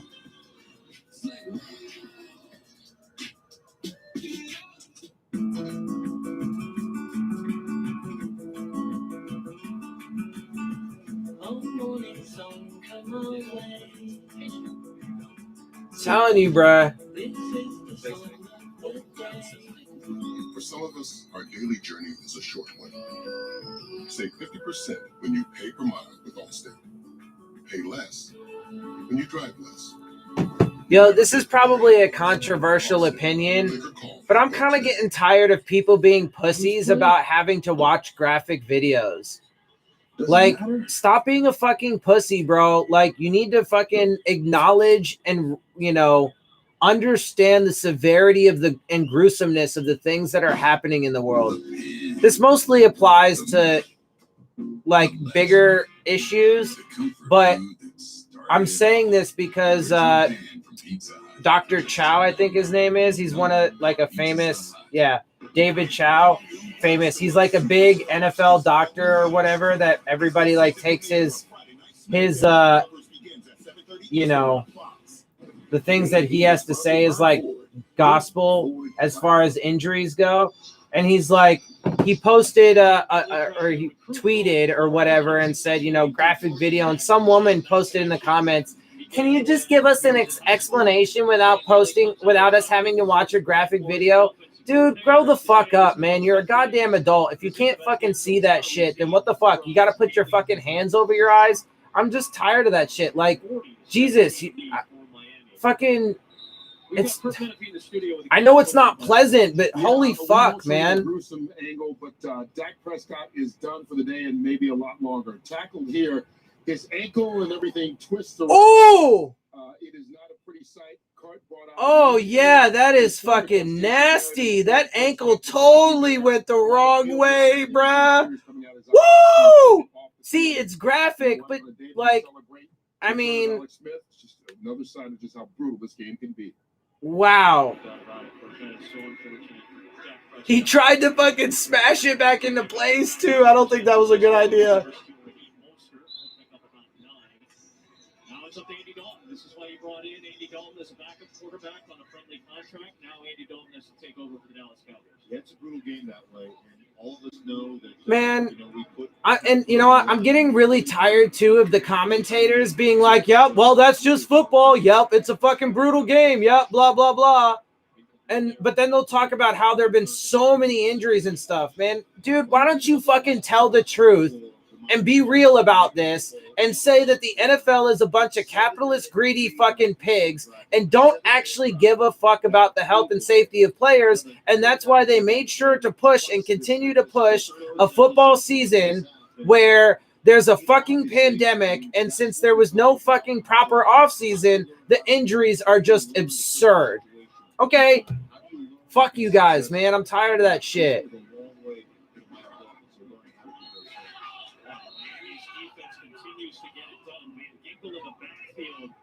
With a slew of white jersey Dolphins, Kyle Van Noy, the pick of it to grab Raheem Mostert. I mean, there's 8 minutes left to go in this game, but I feel like it's the last like 30 seconds of the game, honestly. Just get up there and it's like every gap's got a guy. And are they playing with 14 dudes on defense? If they allowed that to happen, I mean, they are just on the line of scrimmage and they are dominating this game right now.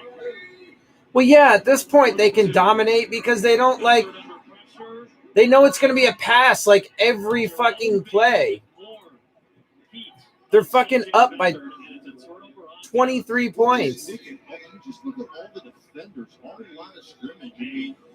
Yeah, obviously, but they wouldn't be doing that if they weren't up fucking 23 points. And another hit on fourth down and creating the. I mean, look at these. It looks like punt throw. I mean, that's what it looks like.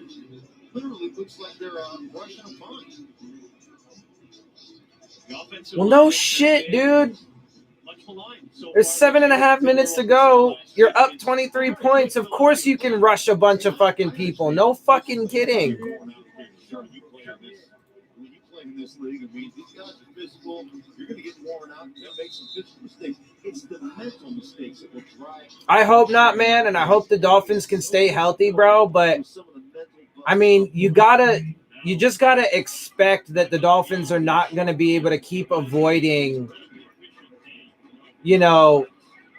injuries the way that they have to this point. We've been super lucky, especially because a lot of guys that we have on the fucking team have had significant injury histories. Well, there you see the little sprint ride option, and then let's chuck one down the field to Parker over the middle to Wilson.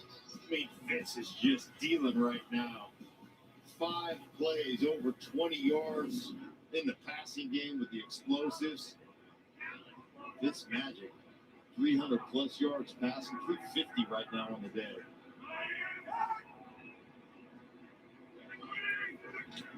Yeah, I mean, their stat line is going to be fucking – oh. The stat line is going to be pretty great.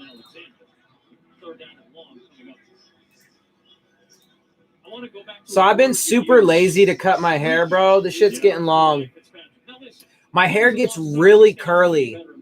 It's gonna not yet. It's not quite there, but it's gonna start. Like if I just leave it and like don't cut it, then it's gonna start getting really curly.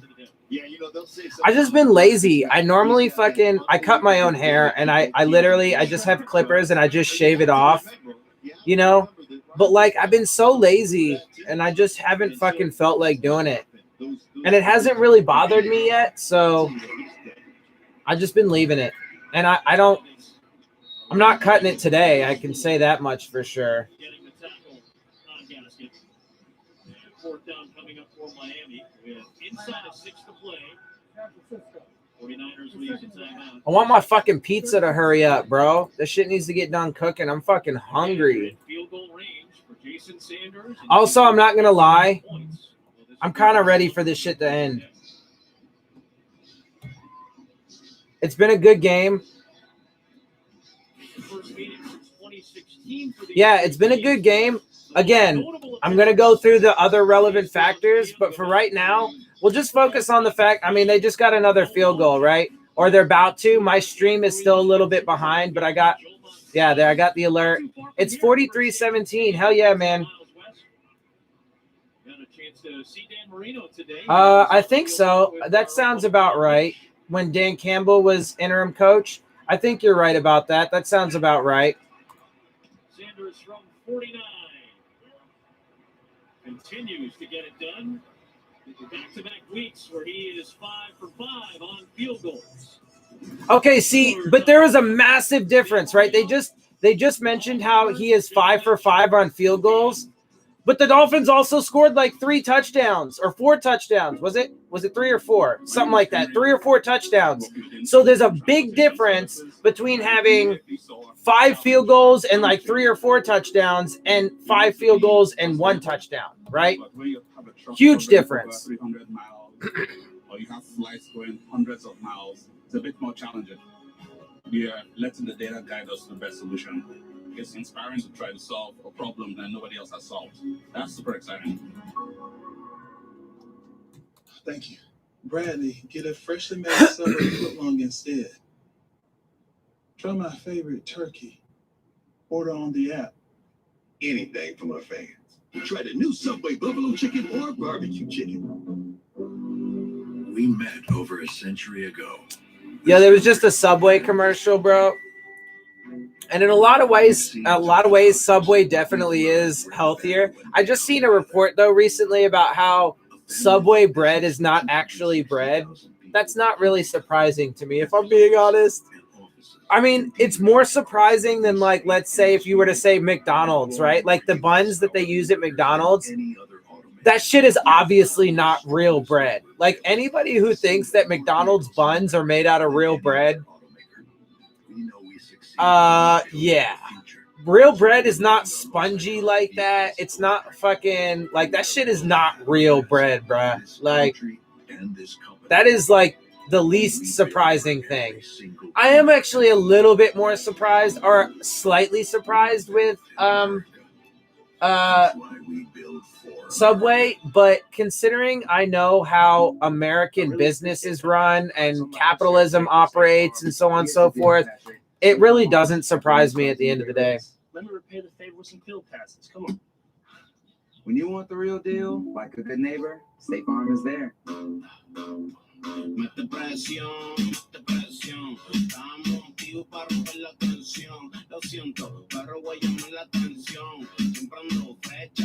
to NFLshop.com and gear up. So, you know, I hope in a couple years. They're the 2 oldest guys on the team at 37 and 29. That's gross. I am very sorry to hear that. That is disgusting. Like I said, I'm vegan, so I don't even eat anything animal product anymore. But what was I gonna say? Oh, I hope in like a year or two I can buy a Tua Tagovailoa jersey, knowing that he's comfortably gonna be our quarterback for a while. and hopefully lead us to some, big things. 4:30 Eastern time, 1:30 afternoon football. Hang on. I'll be right back. Oh, man, that's going to be a great one. That's going to be a great one. A couple old guys reminiscing. We'll see it on Fox, the NFL Network, and streaming on Amazon Prime. Josh Allen's incredible. Mahomes has just been unbelievable in his career so far. That's going to be a great game. There's Kittle. 9.5 on that play. Kittle had a San Francisco tight end record 15 grabs last week on 15 targets. Hasn't been able to get going like that today against this Miami defense. There's a slant for Samuel, and he gets hit hard by Sam Eglava. One-time CFL players in his second year in the NFL. Well, I mean, beautiful hit, beautiful drive on the football, but I tell you what, man, Miami Dolphins are finishing this the right way. They are popping pads right now. Yeah, baby. Come on, keep it up. I mean, there's 5 minutes left to go in the fucking game. Yeah, this is great, man. You got Twitter? I can show you. Yeah. I definitely have Twitter. Certainly has gotten that out of his defense today. Miami defense At Dylan Tartaro. Over from Brian Flores' days in New England. Team-wise, pretty similar. Just a different messaging in how Brian Flores delivers it compared to maybe a Bill Belichick. And look at all these guys. I mean, look at these guys on that line scrimmage. Becker gets rid of it fast to Brandon Ayuk. Brought down by Brandon Jones, the rookie out of Texas. Yeah, I mean, definitely not what I've expected, what I would have expected in this game. And, there are obviously factors other than the Dolphins playing great, but the Dolphins played great.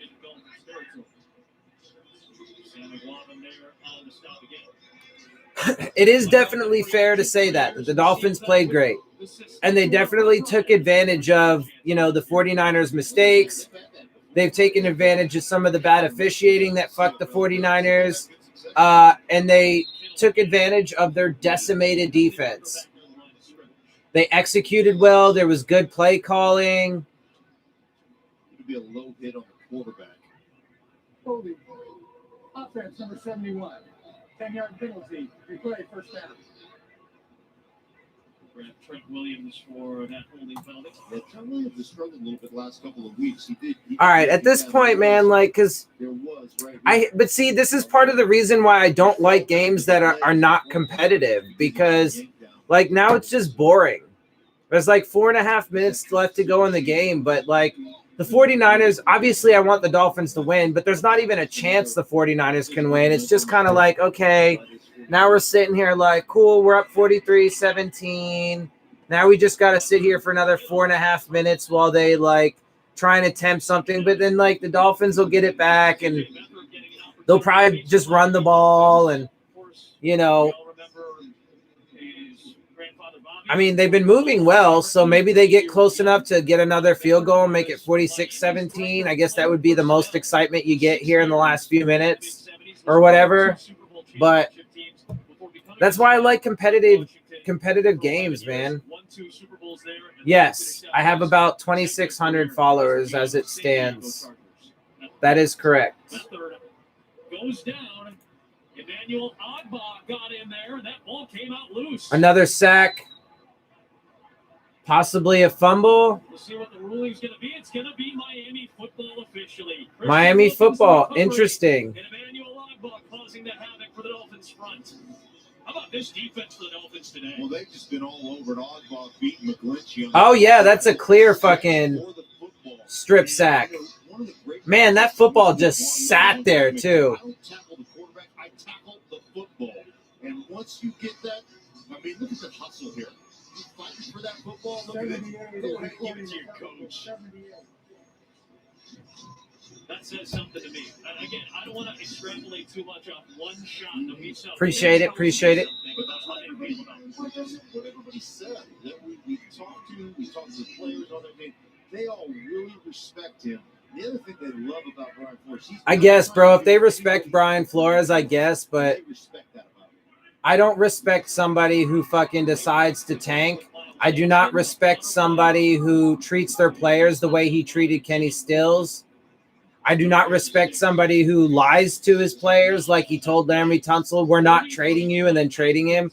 I don't care about the business, bro. Like, I don't know if I've made it clear or not, but I don't care about money. I don't care about fucking profits. I don't care about fucking any of that shit, man. Like, be good people. Be fucking good, decent human beings.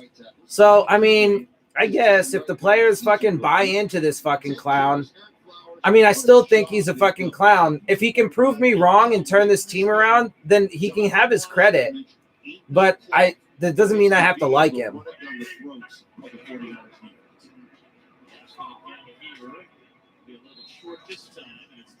Because I have issues with him as a person, on top of the fact that I don't think that he's even all that great of a coach. Still a decent amount of games. You think 7 years of having a stadium, get 8 games in the first 6 years, pretty good amount. You're talking about 50 some odd games. This is the best performance by any opponent coming into Santa Clara and getting this type of outcome. Yeah, and this has been. They're talking about how the Dolphins have come into the fucking 49ers stadium and put up the best performance that, you know, of a team that's come into this stadium. There have been some other factors, though, man. I mean, the Dolphins had a great game, but appreciate the follows, definitely. What coach would I like to have? Well, I mean, at this point, that's kind of hard to say. I mean, look, this is what I got to say about the coaching situation. First, this part is kind of irrelevant because obviously it's in the past at this point, but I really wish that Stephen Ross would have given Adam Gase at least one more year. I really wanted to see what Adam Gase was going to do with a healthy Dolphins squad in his fourth year with another draft under his belt. I thought his first 3 drafts were phenomenal. So I would have liked to have seen what Adam Gase could have done in year 4 and and what he could have done. So there's that. And also partly because my philosophy is that generally speaking, my generalized philosophy is that a regime, coaching staff, and front office should be given a 5-year window. He wasn't, so I also have that as part of my problem in that scenario. But I really would have liked to see where he could have taken it. I thought he was taking this team in a great direction. So I would have wanted to give him another year or 2 to see what he could have done. Having said that, since obviously that's not the current reality, when it comes to Brian Flores and this regime, I dislike Brian Flores as a person because I think he's a scumbag for how he treated Kenny Stills and deciding to side with the white male racist billionaire owner over the player of color on his team in a moment where he had power in a situation to do the right thing and chose not to. So I dislike him for that reason. I also dislike him for being a sellout and saying that I'm going to accept a tanking philosophy. I dislike him for that reason. And so, frankly, I don't really want him as my coach because I am a principled human being and I stick to my principles. Having said that, I don't have that choice.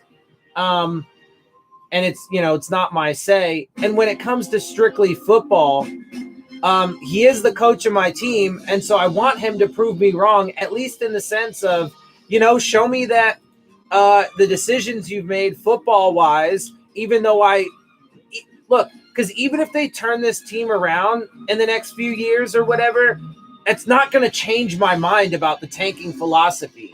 If they could somehow make it work, which is debatable for sure.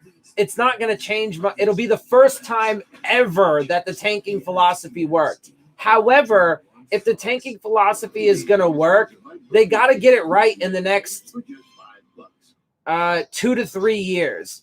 Because if they get to the point where they're like the Browns and they're in year 5 or 6 after the tanking philosophy, then you can't really say that it was the tanking philosophy that got them there, because then there's so many years removed that like it doesn't make any sense anymore. Anyway, so just to finish that thought, I mean, at this point, Brian Flores and this regime, I think that they should have another 3 years, because this is their second year to prove if they can do it or not. And then if they can't do it after another 3 years, then I think that they should, give somebody else a shot. Well, it depends. It also depends. It depends on like how close. Are they close?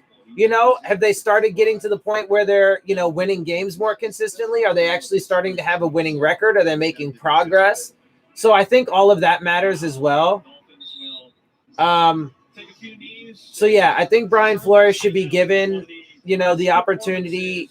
Brian Flores and this regime should be given at least another 3 years to see if they can really actually make substantial progress, turn this team around, and make it seem like we're,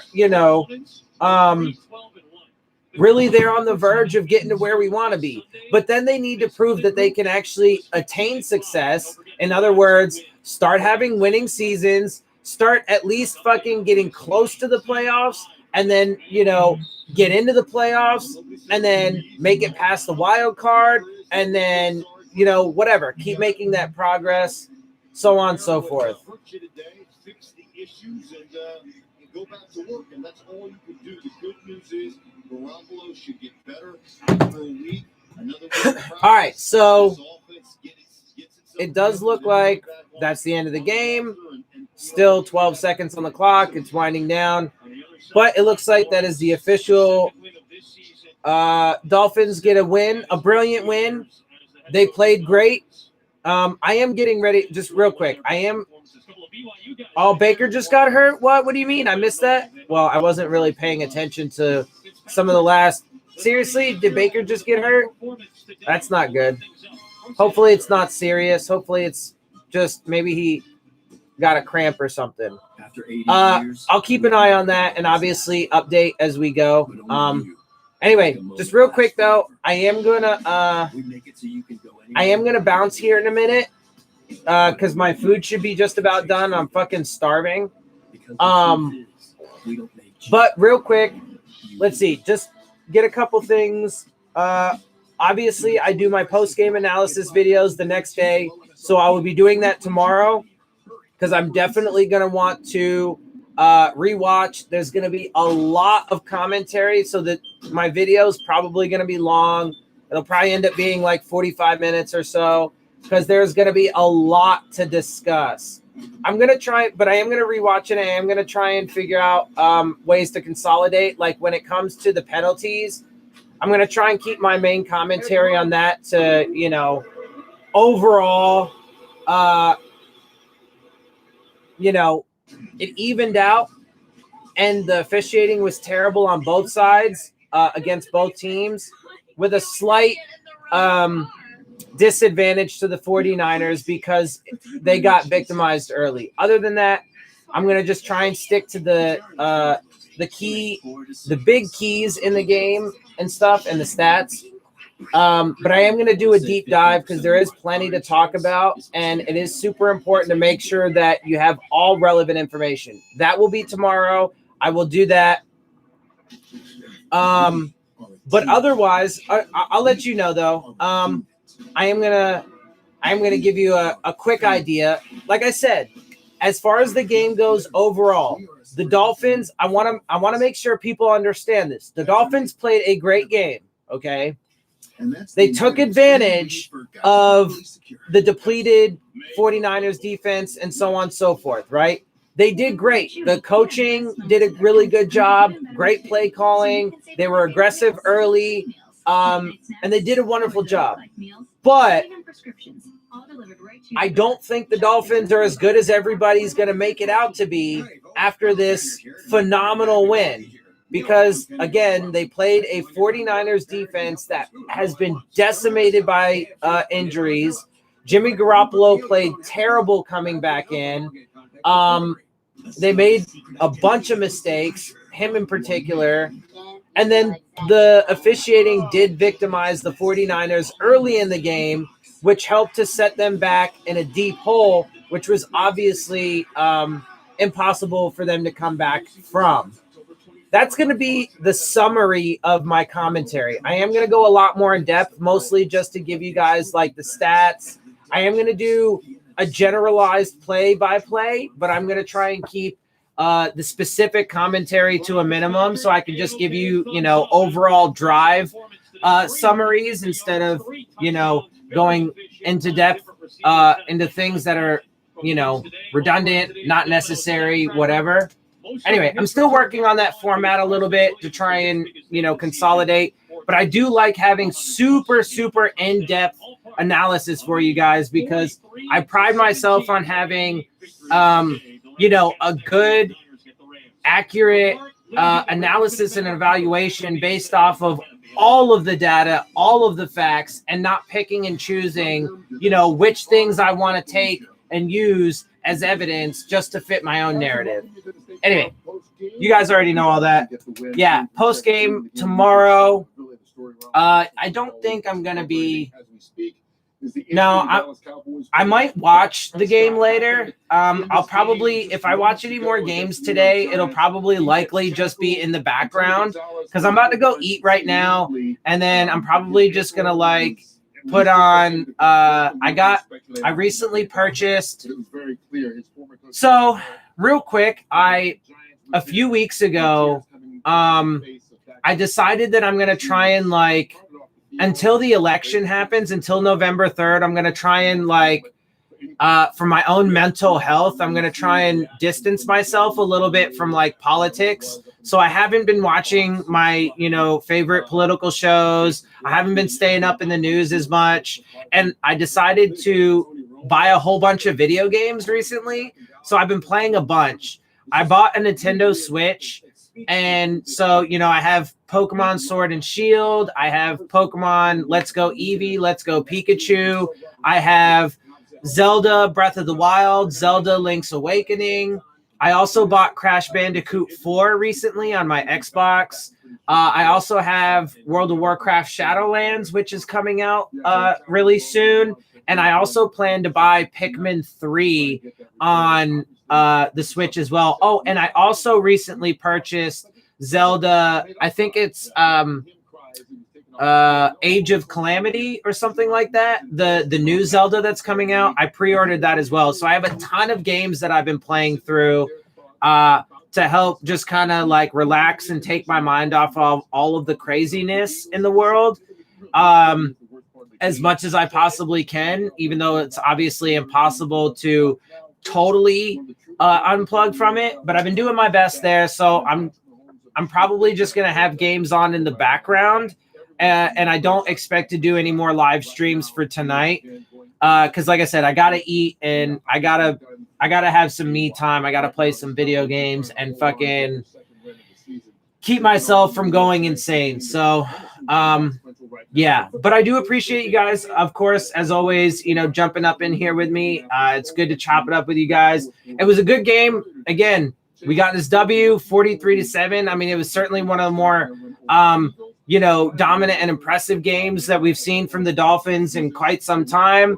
Again, I think that there's some slightly negating factors or balancing factors, not negating, but balancing factors. But they played a great game. We came away at the W. We're now 2-3. And yeah, man, let's see. Who do we play next week? Who do we play? Is it the Chargers? Do we play Chargers next week? I don't even know because the schedule. No, we're supposed to play the Broncos, but I think that game just got moved. So I don't know who we play next week. I don't know. So stay tuned on that. But I will be doing if the game goes on, if the game is played as it is now going to be scheduled, whatever game that is, then I will be doing a live stream for that. I don't think it's our bye week. Oh, no, wait. It is going to be our bye week, actually. Yeah, because our bye week got moved to week 6. So next week is going to be our bye week instead of week 11. Yeah. Okay. So anyway, I guess there will not be, I don't know, maybe I'll just do a live stream for some football in general. I don't know. We'll see. I'll update you guys on that and let you know throughout the week as I do my videos. Obviously, everything with the fucking schedule in the NFL is like totally up in the air with literally 8 games got rescheduled today, including 3 Dolphins games. So, yeah. Anyway, just we'll get there when we get there. I think I covered everything. That's about it. Post game tomorrow, blah, blah, blah, blah, blah. All right, I'm going to get out of here. I'm fucking starving. I appreciate y'all jumping up in here. It's good to see you guys. Skills, Kyle, CB. Thanks for the follows on Twitter, all that good stuff. And I'll see you guys soon. All I can think about is my fucking pizza right now. All right, y'all. I am out. I'll see y'all soon. Fins up. Let's go get another one in 2 weeks because we don't play next week. All right, I'm out. Later.